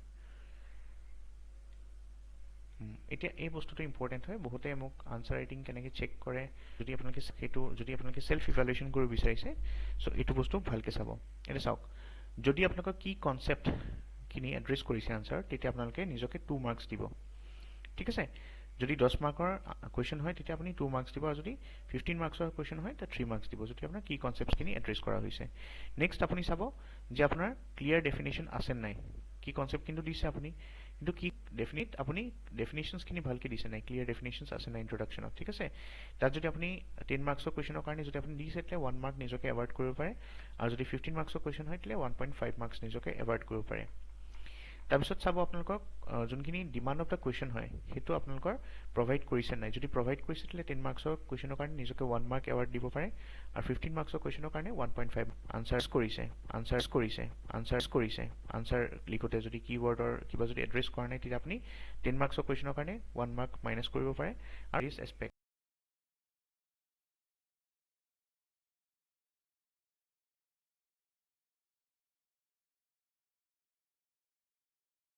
Various aspect. চ' আপুনি বডিত যে লিখিছে বস্তুখিনি সেইখিনি ক্লিয়াৰলি এড্ৰেছ কৰিছে নাই, যদি আপুনি কৰিছে তেতিয়া 1 মাৰ্ক এৱাৰ্ড কৰিব 10 মাৰ্ক কুৱেশ্যনৰ কাৰণে, আৰু যদি 15 মাৰ্কছৰ কুৱেশ্যন হয় তেতিয়া 1.5 মাৰ্কছ এৱাৰ্ড কৰিব পাৰে।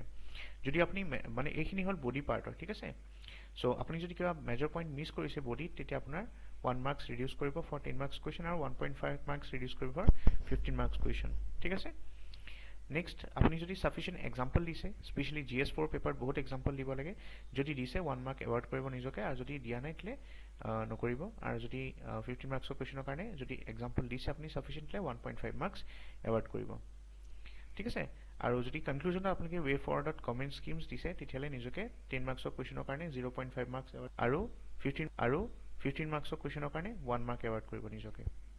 তাৰপিছত যদি আপুনি সামাৰি লিখিছে এণ্টায়াৰ আনসাৰটো তেতিয়া আপোনালোকে যদি লিখিছে 10 মাৰ্কছ কুৱেশ্যনৰ কাৰণে 0.5 মাৰ্কছ এৱাৰ্ড কৰিব পাৰে আৰু 1 মাৰ্ক এৱাৰ্ড কৰিব পাৰে Have you presented both the sides of the concept? মানে pros and cons যেনে critical wordটো থাকিলে pros and cons লিখিব 1 mark ক্লিয়াৰ 1 mark এৱাৰ্ড কৰিব 15 মাৰ্কছৰ কুৱেশ্যন হয় 1.5 মাৰ্কছ এৱাৰ্ড কৰিব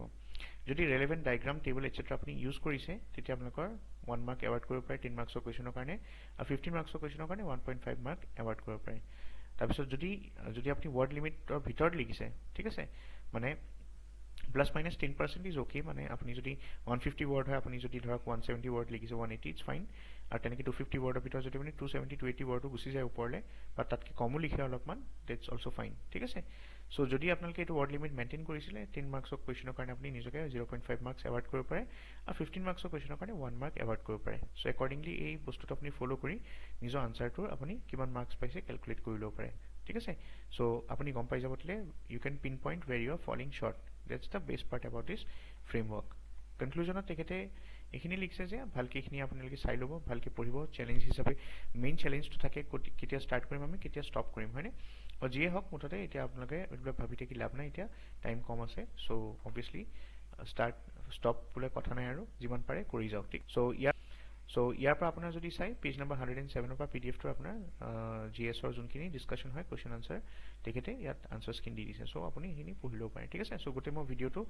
অলমোস্ট আপোনাৰ 1 ঘন্টা 1.5 ঘন্টাই হ'ল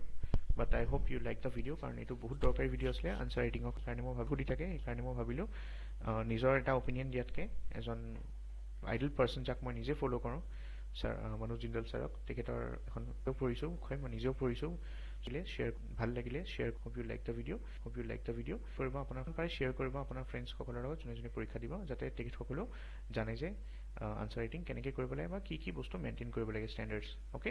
সো থ্যাংক ইউ এন্ড আকৌ এটা নতুন ভিডিও লওক